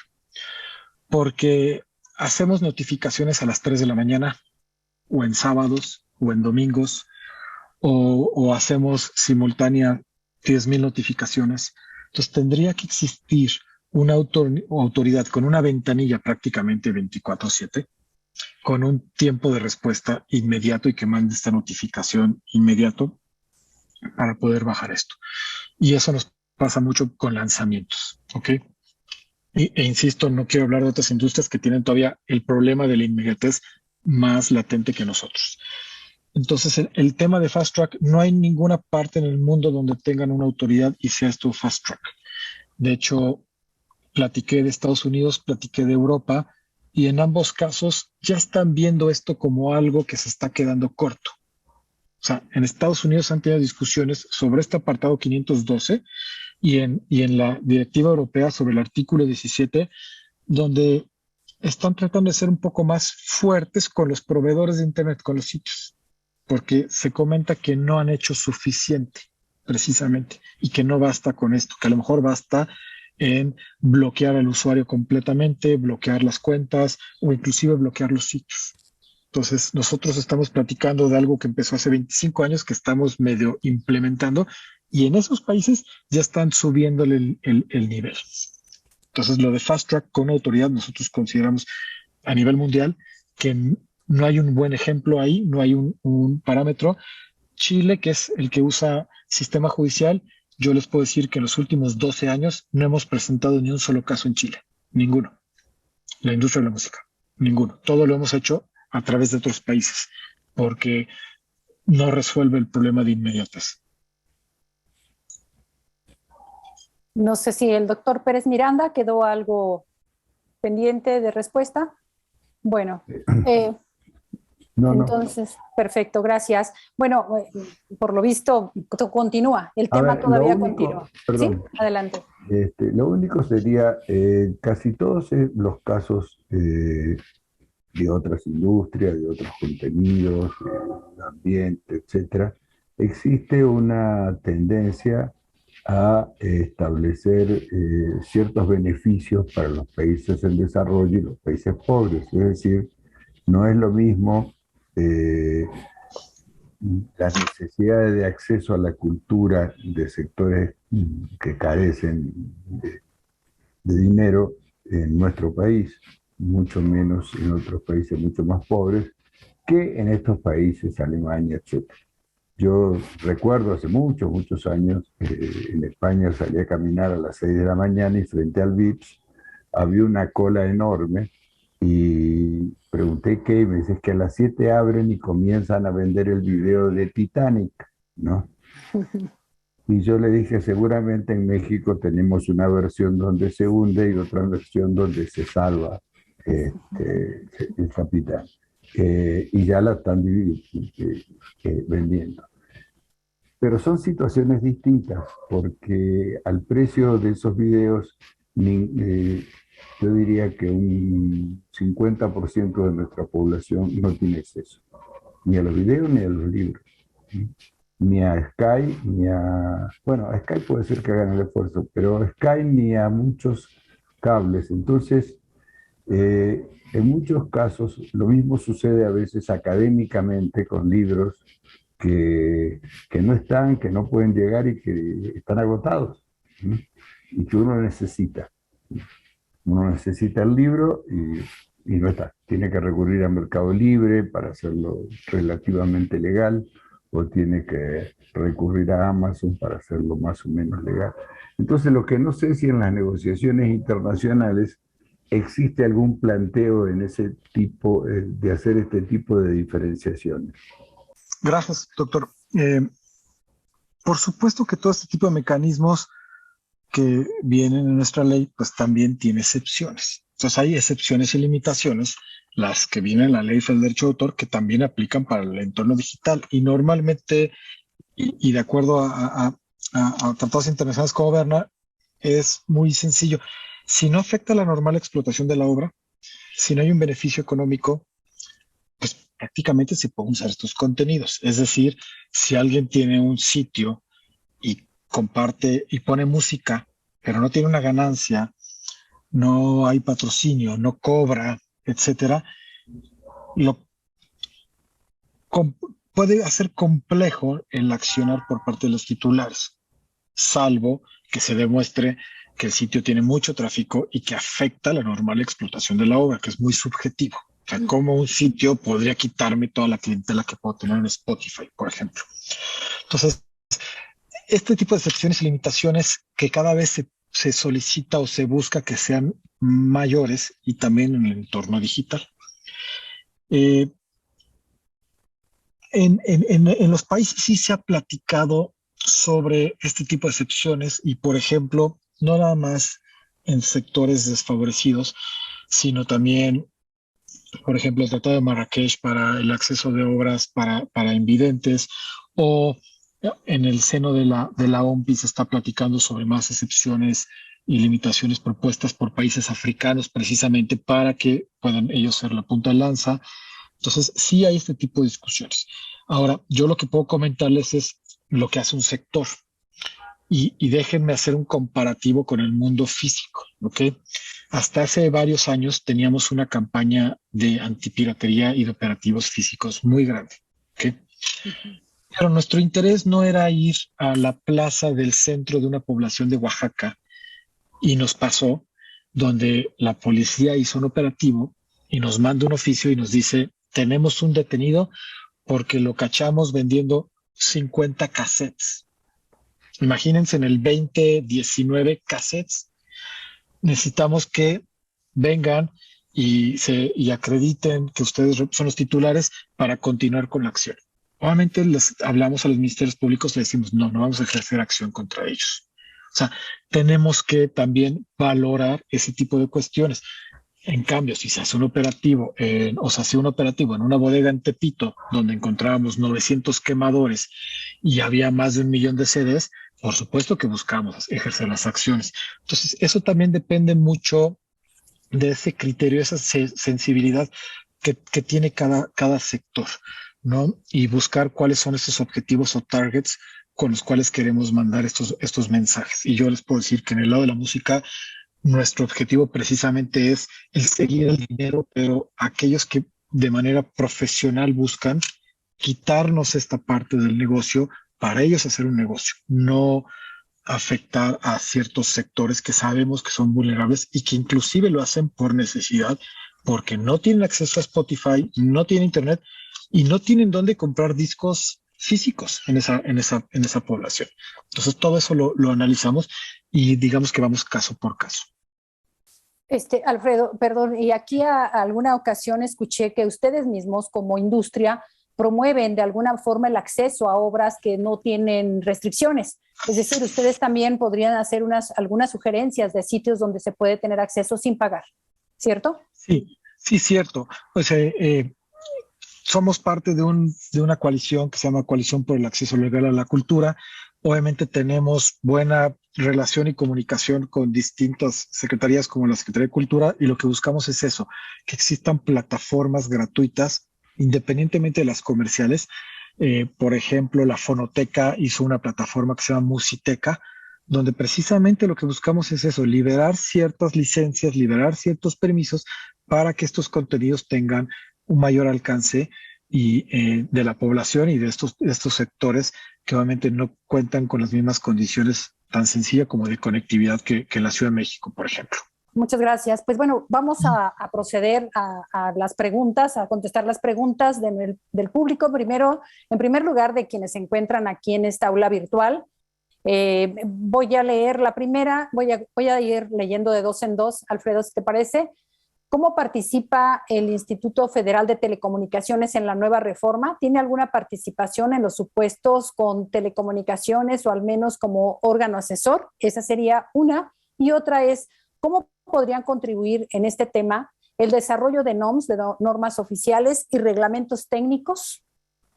Sí, a ver, el IFT sí tuvo una participación inclusive para este tema desde la negociación del TEMEC. De hecho, en el TEMEC hay una nota al pie donde habla que ningún país o lo contenido en este tratado, nada puede ir en contra de lo que digan las constituciones. Y fue muy clara esa nota precisamente por el acceso a Internet. Es decir, para poner un candado para que no se bloquee el acceso a Internet en México. Entonces el IFT lo único que va a vigilar es eso y el IFT lo que regula es precisamente este tipo a los proveedores de servicios de Internet, no la cooperación que hacen con los particulares. Es más tema de conexión, de conectividad, de este tipo de concesiones, no lo que pasa a través de los tubos. ¿Okay? ¿Cómo pueden contribuir en este tema al desarrollo de NOMs y reglamentos técnicos? Bueno, el tema de NOMs para lo digital, en el tema de fonogramas, pues nosotros cumplimos con NOMs para la producción de fonogramas. Estamos hablando de cuando son CDs. En lo digital tenemos otro tipo no es que no sea una NOM, pero nosotros cumplimos con estándares internacionales como el ISRC, que son este tipo de códigos para identificar. Entonces, no hay una NOM para estas plataformas que además son extranjeras. Se ha tratado de regular a las plataformas recientemente. Hay una propuesta por ahí pendiente de un senador de apellido Armenta, donde buscaba que las plataformas, el 30% de los contenidos tienen que ser mexicanos y esas producciones nacionales no pueden ser de la misma plataforma. Es decir, Netflix. Si Netflix, el 30% de los contenidos de Netflix tienen que ser mexicanos, pero no pueden ser producidos por Netflix para darle apertura a los demás. También aplicaba para audio. Se platicó con la gente del Senado para explicarle que en el tema musical es imposible que de 40 millones de canciones el 30% sean mexicanas, que lo que iba a pasar ahí es que iban a tener que quitar muchísimas canciones extranjeras para que se cumpliera con esa cuota y entonces la oferta y la puesta a disposición de contenidos iba a disminuir radicalmente. Entonces lo entendieron y quitaron esa obligación para audio, por ejemplo, pero se mantuvo para audiovisual. Entonces, y sí ha habido varios intentos de regular estas plataformas en el sentido de pagar impuestos, en el sentido de que tienen que tener un domicilio en México, y ha habido un par de casos también emblemáticos donde los sitios han contestado: yo no tengo que cumplir con nada porque no estoy en México, y les han dicho sí. Si estás en México, si tienes un código postal donde recibas un correo o una factura, sí estás en México y tienes que cumplir con la normatividad mexicana.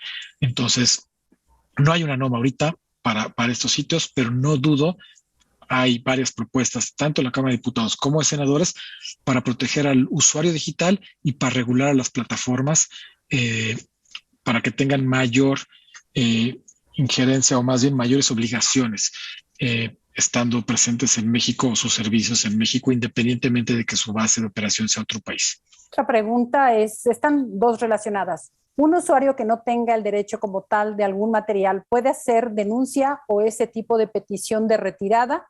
Y la otra pregunta sería que si la sanción no procede, ¿quién o cómo se da por enterada a la plataforma? Una persona que no es titular puede hacer la denuncia. Normalmente las plataformas tienen su formatito y te preguntan si eres titular.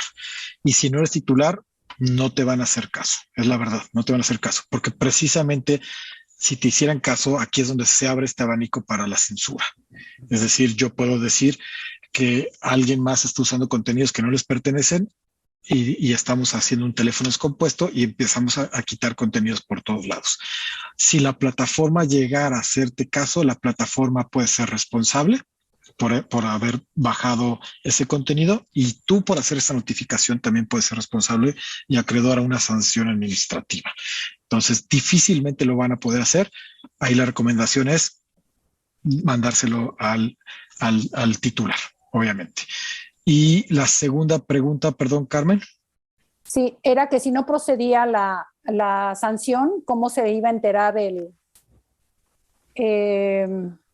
la plataforma? ¿Cómo se enteraba la plataforma? ¿Cómo se daba por enterada la plataforma? Ok, la plataforma se da si no procede la sanción. Déjenme ver si entiendo la pregunta, y quien la escribió, por favor, si no, aclárenlo ahí. Tú cuando haces la notificación, la haces a través del formulario de la plataforma y basado en la ley. La plataforma lo analiza de inmediato y lo da de baja. Si viene la contranotificación, se vuelve a subir. Si no procedía esa notificación, el usuario que sube el contenido, cuando le notifican que se dio de baja, le van a dar toda mi información. Le van a dar mi nombre, a quién represento, mi dirección, etcétera, porque en ese momento está en libertad de iniciar una acción en mi contra por hacer una notificación de mala fe. ¿Ok? Entonces, en ese momento podrá iniciar una acción y si es necesario, la autoridad le dirá a la plataforma, dame más información para ubicar a esta persona. Ahí podrían compartirle datos de dirección IP, etcétera. Es un poquito información más detallada para la ubicación, inclusive geográfica de la persona. Y por ahí alguien mencionó la policía cibernética. Con el apoyo de la policía cibernética se podría hacer algo similar. ¿Okay? Pero la plataforma literal lo único que hace es, yo recibo, soy mensajero, te lo doy, lo recibo, va de regreso, ya cumplí con mi función de intercambiar estas notificaciones. No están de acuerdo, la autoridad me tiene que indicar quién tiene la razón. ¿Ok? Ok, muy bien. Sí, más bien yo creo que yo no leí una coma que había ahí en la pregunta, pero me parece que ya quedó respondida. Y otra de las preguntas es, ¿qué papel juega la responsabilidad social corporativa en este tema? Buena pregunta. Pues es dependiendo, la verdad es dependiendo de cada empresa. O sea, a ver, nosotros podemos ver proveedores de Internet, ¿no? Infinitum. Infinitum tiene un servicio de video, de música, etcétera, que se llama Claro. Tienen una responsabilidad social corporativa, tienen ellos que actuar y cumplir con todo este tipo de estándares aceptados, sí. Pero cuando eres un sitio pirata, no te interesa la responsabilidad social corporativa. Es más, no eres ni una corporación, no te interesa cumplir ninguna norma. Entonces, normalmente aquellas plataformas y sitios establecidos y que cumplen con la ley, cumplen con este mecanismo. Aquellos que no cumplen con la ley, es el caso que puse hace rato, es como ir a un puesto ambulante y decirle, quita estos discos porque son piratas. No te van a hacer caso. Es más, se te van a ir encima. Te van a decir, ven y quítamelos. Lo mismo pasa en el entorno digital. Podemos dividir los que están establecidos y cumplen con las leyes, los que no están establecidos y no les interesa ningún tipo de responsabilidad ni ningún tipo de sanción que puedan llegar a tener porque creen que no son localizables. Sobre todo este anonimato, no olvidemos que además de que es sencillo hacer esto, todo mundo lo hace en base al anonimato. Difícilmente me van a encontrar, pero todo tiene huella y se pueden encontrar. Así es. Bueno, esta es una pregunta de alguna manera relacionada con una de las respuestas, más bien la respuesta ya está relacionada con algo que nos has comentado y la leo, aparte de que te felicitan en varias ocasiones. Aquí dice que es una excelente ponencia. Me gustaría, señala, saber qué sucede en el caso de instituciones educativas que utilicen fragmentos de música o de videos musicales como ejemplos en algunas materias. Si esas instituciones tienen canales o cuentas en redes sociales públicas, ahí no pueden usar esos fragmentos y solo incluirlas en sus aulas virtuales. Y yo agregaría esta pregunta, Alfredo, si tienes conocimiento, si se está trabajando actualmente en estos supuestos de excepción que se están analizando, incluso en el seno de la OMPI, si hay más relacionados con el área educativa, que eso pues a nosotros nos interesa mucho en la academia, justo aquí en nuestra institución. Claro, y gracias por la pregunta, porque obviamente ahí es parte de las excepciones que maneja la ley. Tú puedes usar fragmentos de una obra, con fines académicos, con fines educativos, con fines de investigación. Lo que sí te dice la ley es que des la fuente, y lo vemos todos los días en las clases. Cuando alguien cita a otra persona, pone quién es el autor. Cuando tomamos extractos, estamos poniendo de dónde se obtuvo. Pero por supuesto que esos usos están permitidos, y obviamente no existe ni existirá ni ha existido ningún tipo de inquietud por ninguna industria, no nomás por nosotros, por ninguna industria, de eliminar este tipo de usos, porque al contrario, están permitidos.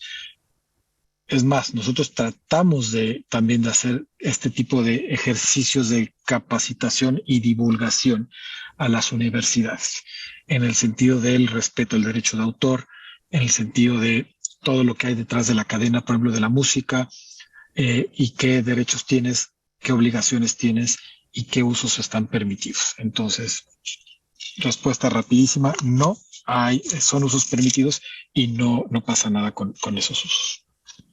¿Tienen ustedes algunos criterios al respecto? Porque, bueno, aquí se señala que son fragmentos de obras musicales, en el caso concreto de la industria que representas, pero ¿hay algunos criterios? Porque el problema de la ley es que nos dice simplemente en fragmentos, no sabemos de cuánto tiempo, no sabemos de qué tipo de obras. Entonces, ustedes en lo particular en la industria musical, ¿tienen algunos criterios que ayudan en esta orientación que dan? Sí. Yo he escuchado muchas veces que hablan si son 4 compases, si son 6 compases, si usas tal, y me llama la atención porque en la misma industria no aplicamos eso. Entonces, gente que no está en la industria nos dice qué es lo que supuestamente se aplica. No, el chiste es la finalidad de para qué lo usas y qué beneficio tienes. Si tú haces un canal de YouTube y te dedicas a hacer críticas de algo y pones música de fondo, felicidades. No pasa nada.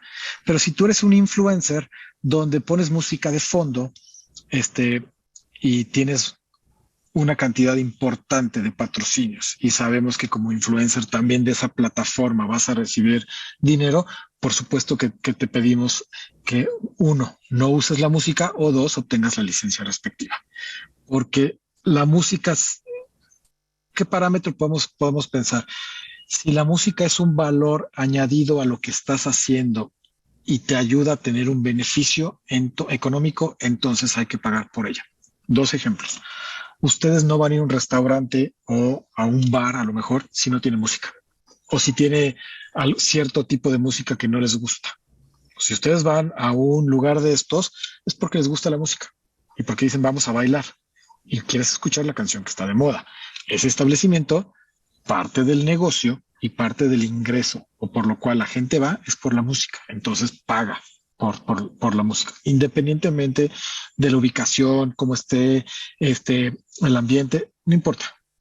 Pero a nadie se le ocurre ir a un establecimiento de esto sin música. Son viernes en la noche, vamos a bailar. No hay música, pero vamos. No lo van a hacer.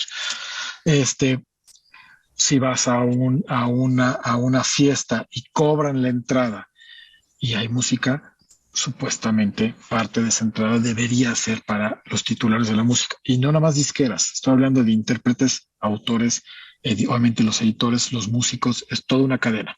¿Okay? Entonces, los parámetros más o menos van por ahí, Carmen. ¿Qué tanto beneficio económico tienes y qué tanto posicionamiento? Porque en base a eso, obviamente a nosotros nos corresponde, o sea, somos parte de ese éxito que estás teniendo. De acuerdo. Ya este criterio no sería aplicable si fueran obras completas, y los subiéramos, por ejemplo, a plataformas de cursos, y si los subiéramos a internet, a lo mejor una obra completa como parte de una clase, pero si esta clase se está vendiendo, por así decir, como parte de un curso, ahí ya no aplican. Correcto. Ok, gracias. Bueno, otra pregunta dice, en la acción de inconstitucionalidad promovida por la Comisión Nacional de Derechos Humanos, ¿cuál sería la proporción normativa mínima para atacar las preocupaciones en este nuevo mecanismo de protección de derechos de autor? Ok. Lo que están atacando en las acciones y lo que están alegando, no me voy a meter al tema de medidas tecnológicas de protección, que esa es otra de las figuras que están atacando, pero en el sistema de aviso y retirada lo que se está alegando es que no existe un debido proceso, que afectan la libertad de expresión, acceso a la información, acceso a la cultura, y que es un mecanismo de censura previa, ¿ok? Entonces, eso es lo que se está resolviendo. No es que existe una proporción normativa mínima, sino que realmente la Suprema Corte lo que tiene que analizar son estos valores. ¿Qué es lo que nosotros decimos? No existe una censura previa, porque si hubiera una censura previa, no podría subir el contenido. O sea, si tú puedes subir el contenido, si no te lo dejan subir, entonces sí te están censurando desde de inicio. Te están diciendo, no, tú no eres titular, no lo puedes subir. Entonces, la censura viene desde un paso antes. El tema del debido proceso no necesariamente es ante autoridades. Debido proceso en un esquema de notificación y retirada. Ahí hay un debido proceso porque están dando igualdad de circunstancias y de oportunidades a las dos partes. Libertad de expresión. La ley es muy clara, la ley del derecho de autor es muy clara. Tú te puedes expresar cuando esas expresiones sean originales. Si tú estás usando expresiones de un tercero, no nada más en Internet, en cualquier otro ámbito, pueden decirte que no las uses, porque no son tus expresiones, son expresiones de alguien más. El tema de acceso a la información, esto es muy curioso porque utilizan mucho el tema de acceso a la música para tener acceso a la información. Y discúlpenme, pero yo no encuentro esa relación de acceso a la información con música. Inclusive Carmen me ha escuchado decir, yo no puedo alegar mi acceso a la información por no tener el último disco de Juan Gabriel. Eso tiene otro matiz y realmente tiene mucha relación con el acceso a la información pública y con el acceso a la información de interés. Porque si fuera así, podríamos pedirle a las plataformas de los periódicos que no cobraran la suscripción, porque me están limitando el acceso a la información. Y el acceso a la cultura no se niega, el acceso a la cultura está. Hay muchas formas de acceder a la cultura y no nada más eso. Pueden acceder a cualquier contenido musical en muchas plataformas gratis.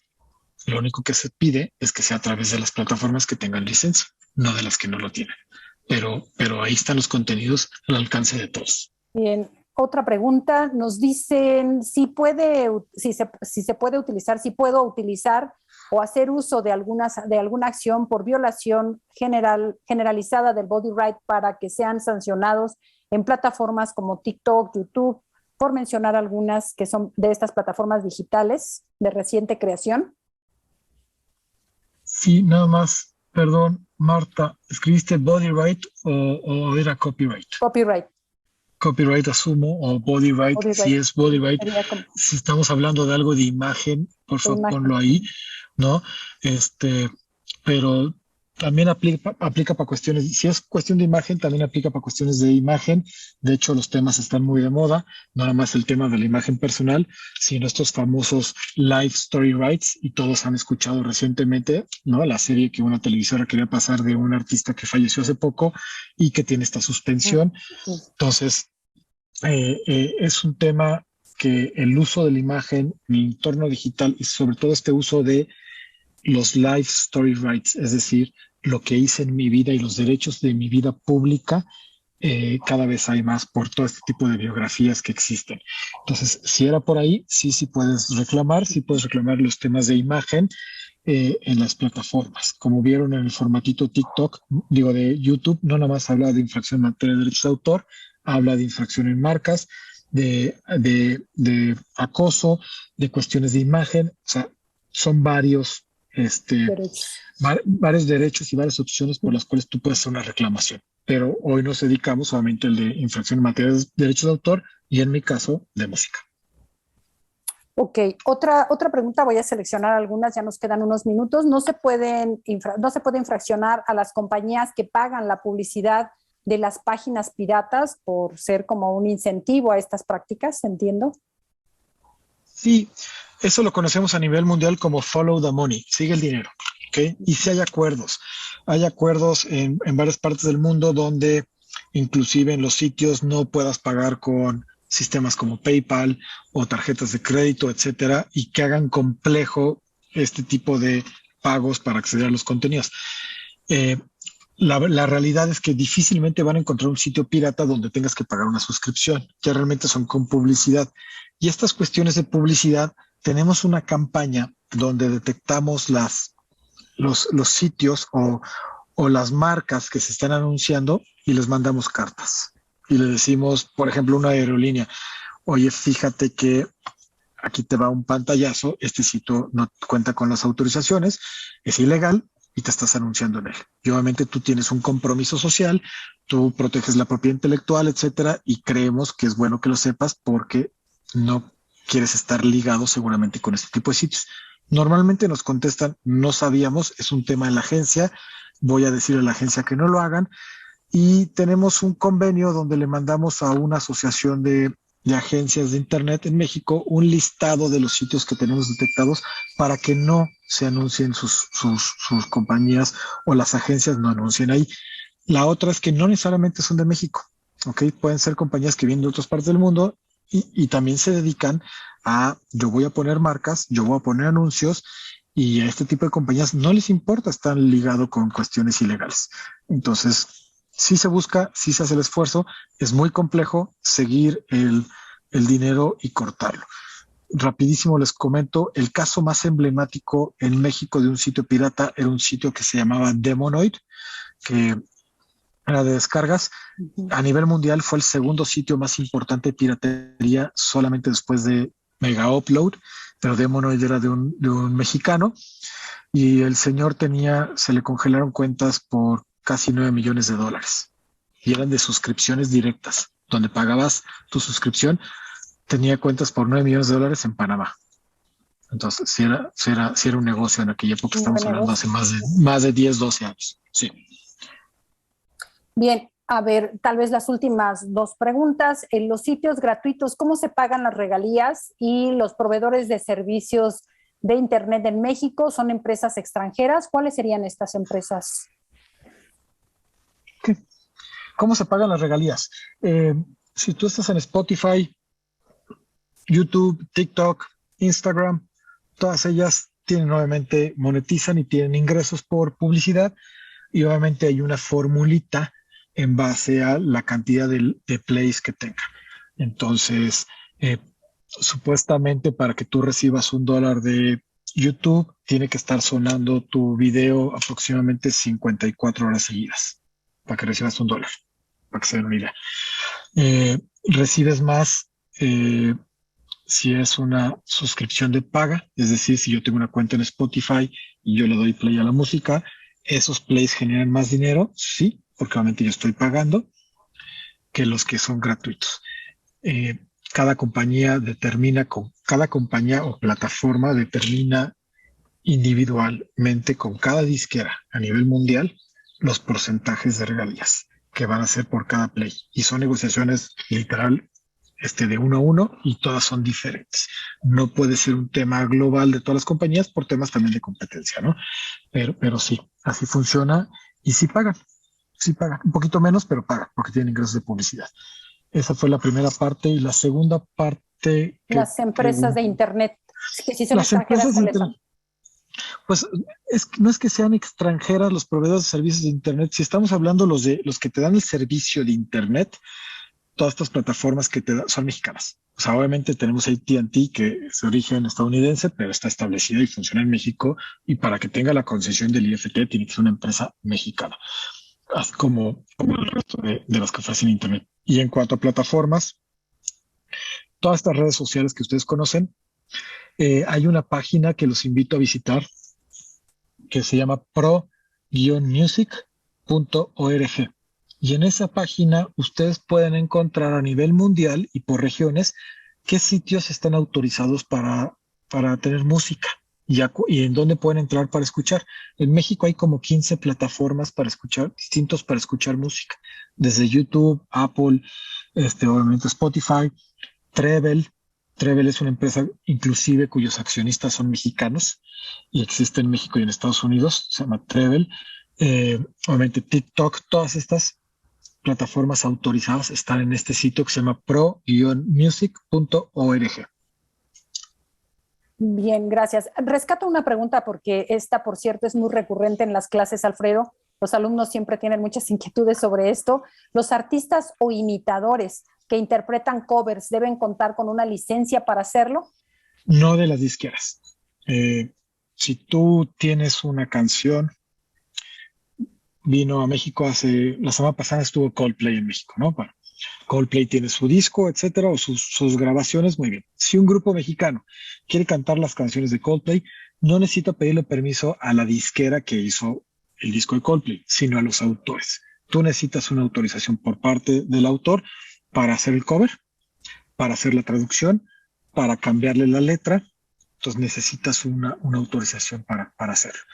Sí, y más si tú tienes un beneficio económico, obviamente. ¿Cuánto te van a cobrar? Dependiendo del autor, dependiendo del cambio que le hagas, dependiendo de lo famoso que sea la canción. ¿Ok? Entonces sí necesitas una autorización, pero ese es un tema autoral, no con las compañías productoras. Y ahí aprovecho para vincular, porque ahí quedó pendiente la respuesta, el papel que juegan las sociedades de gestión colectiva en todo este sistema, a propósito de autores, y también estarían entonces presentes los editores musicales, entiendo. Es correcto, Carmen, y sí, esa pregunta quedó en el aire. En el tema de música existe la Sociedad de Autores y Compositores de México, en cuanto a Sociedad de Gestión Colectiva. Ellos representan a los autores. Existe Eje Ejecutantes, que representa a los músicos. SOMEM, que es la Sociedad Mexicana de Músicos, que representa músicos. ANDI, que es la Asociación Nacional de Intérpretes, representa a los cantantes. Y SOMEXFON, que es la Sociedad Mexicana de Productores de Fonogramas, que representa a las disqueras. Estas 5 son sociedades de gestión colectiva autorizadas por Indautor. La campaña antipiratería que hacemos es en beneficio de las 5, ¿ok? Porque obviamente al dar de baja una canción de internet, no nada más estamos velando por los intereses de los productores, sino de los autores, de los músicos y de los intérpretes. Entonces, ninguno de ellos tiene una campaña antipiratería activa porque la hacemos nosotros, y sí ha habido casos donde cuando presentamos casos con el INPI, las presentamos de manera conjunta con los autores. Normalmente hacemos eso.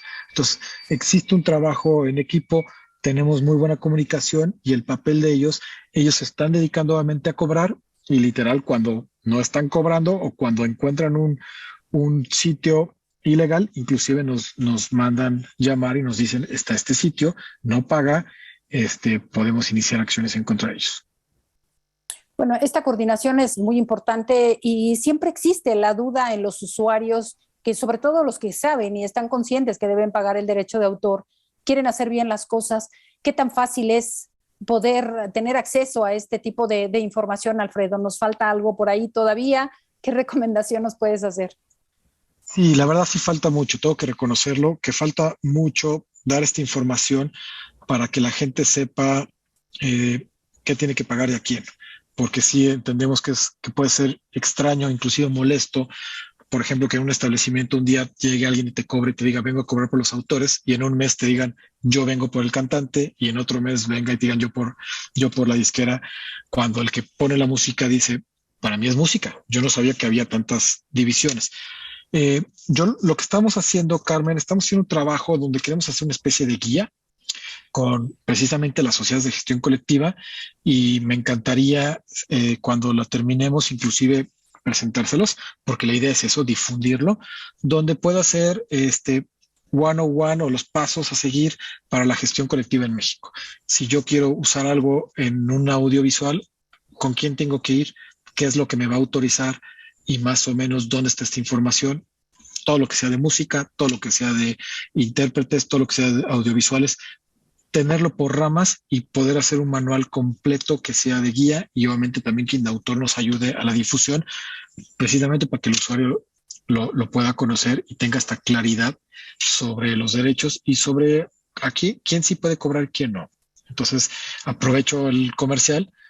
Si me lo permiten, esperemos este año tenerlo listo. Lo estamos trabajando y podérselos inclusive compartir. Y esa es la idea, que se difunda lo más que se pueda. Claro, al mismo tiempo, perdón, a lo mejor un mecanismo para poder tramitar licencias de forma relativamente rápida, ¿eso no está en la mira? Se ha platicado muchas veces de una ventanilla única. La idea es que tú puedas buscar en una página de internet y pedir ciertos permisos. El obstáculo aquí es que no necesariamente todos los permisos radican en México. Entonces, si tú quieres usar en el tema de música alguna composición extranjera, tiene que forzosamente ir la autorización a su país de origen y regresar. Entonces, no podrías tener todo en una plataforma y sería incompleto. Ese es uno. Y dos, juntarlas para ver porcentajes, ya cuestiones administrativas, no es sencillo. Entonces, estamos buscando como alternativa difundir esto y decirles, este tema lo ven con Alfredo Tourné, este con Juan Pérez, este con tal, esta es la dirección, esta es la página, para que sea claro. Pero sí se ha intentado varias veces y esa para allá va a llegar algún día, estoy seguro. Ojalá, ojalá. Y bueno, antes de darle el uso de la palabra al doctor Rafael Pérez Miranda, que la ha pedido para cerrar, yo solamente pediría si en este trabajo que se está realizando de esta guía, sería muy interesante y de acuerdo con las dudas que viste que hay para la academia, ojalá se pensara en un apartado con esos criterios, nos facilitarían mucho esos usos y además la tranquilidad de que estamos haciendo bien las cosas y que no haya tantas dudas. La ley no nos ayuda mucho en ese sentido con las limitaciones y excepciones. Entonces, bueno, si lo contemplan ustedes como dueños del balón, ojalá nos pudieran orientar también con algunos criterios. Pues muchas gracias, Alfredo. Le doy el uso de la palabra al doctor Rafael Pérez Miranda con la atenta petición, doctor. Tenemos unos minutos, pero pues si quieres tú dar por terminado el seminario de hoy, adelante, Rafael. Sí. Tengo una curiosidad que es, hasta ahora hablamos de derecho de autor. ¿El titular de los derechos morales podría solicitar que se retire el contenido del titular de los derechos patrimoniales? Muy buena pregunta. En la ley, el titular de los derechos morales, el autor, tiene el derecho exclusivo de autorizar o prohibir la comunicación, el uso, etcétera. Pero con esta reforma, el titular de los derechos conexos también tiene ese uso exclusivo, esa autorización exclusiva, que le llamamos. No puede ir uno en detrimento del otro. Es decir, podrían decir, a mí no me estás pagando y por lo tanto tienes que dejar de utilizarlo. Pero si le paga al otro, ahí lo que tiene, o sea, no le van a quitar el contenido porque digamos que ya tiene permiso de alguien más. Lo que normalmente se busca ahí, que es difícil que pase esto, es negociar. Yo le pago a alguien más, entonces si ya le pagas, de entrada ya hay un reconocimiento que tienes que pagar, te pido que también me pagues a mí y normalmente llegan a buen puerto. Pero es algo que no hemos visto porque a partir de la reforma también hay derechos exclusivos de los titulares de derechos conexos y no ha habido un caso aún donde uno le solicite al otro o a un usuario que deje de usarlo a pesar de que tenga permiso de alguien más. No se ha dado el caso y si se llega a dar, va a ser muy interesante ver cómo se ponen de acuerdo estas sociedades de gestión colectiva y regresamos a la necesidad de tener una ventanilla única para que puedan converger estos derechos y no uno esté por encima del otro. Perdón que intervenga, pero incluso el ejercicio del derecho de retracto, Alfredo, eso sería muy interesante porque ese ya sería el extremo, retirar la obra del comercio. Entonces ahí sería, creo que... Y pagar lo que cuesta retirarlo, ¿no? También. Exacto. Bueno, a ver qué dice el juez. Sí, claro. Sí, de acuerdo. Muy bien. Pues bueno, Rafael, ¿quieres terminar? Muy bien, Alfredo. Quiero felicitarte a nombre de los coordinadores, a nombre de Carmen, a nombre de Ana, a nombre de Manuel Becerra, que hoy no pudo estar por un problema de horarios, está en Tijuana, y en nombre de todos los compañeros, compañeras que han participado a través de esta sala o a través de Facebook, agradecerte esta excelente exposición. Es un tema en debate, es un tema importante, es un tema que ya se está ejecutando, que se está cumpliendo y pues queda como inquietud para todos los estudiosos, para todos los egresados, pero también para todos los estudiantes, como un tema de investigación fundamental. Te agradecemos la exposición, no solo fue muy clara, sino que además tuvo un contenido excelente que sin duda que va a ser apreciado por todos nuestros compañeros. Muchas gracias, Alfredo. Muchas gracias, gracias. Y bueno, había prometido no intervenir, pero perdón, Alfredo, antes de que se nos vayan además todos, porque queremos hacerles una cordial invitación. También a ti, Alfredo, por supuesto que si tienes tiempo nos acompañes. Estamos celebrando el Día Mundial de la Propiedad Intelectual y para quienes nos acompañan aquí en esta aula virtual, y quienes nos ven por Facebook Live, queremos hacerles la cordial invitación a un conversatorio que tendremos el día 26 de abril, que se celebra el Día Mundial de la Propiedad Intelectual, en punto de las 9 de la mañana por esta misma vía.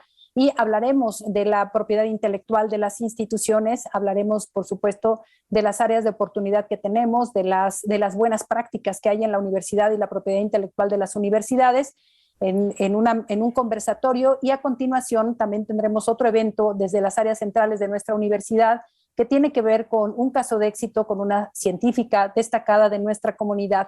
Así es que estaremos de festejos todavía y les anunciaremos otros eventos en este marco. Así es que, pues bueno, nuevamente me despido yo y te agradezco porque además pues también estás en el mes de abril y te contamos como parte de los festejos. Alfredo, muchas gracias.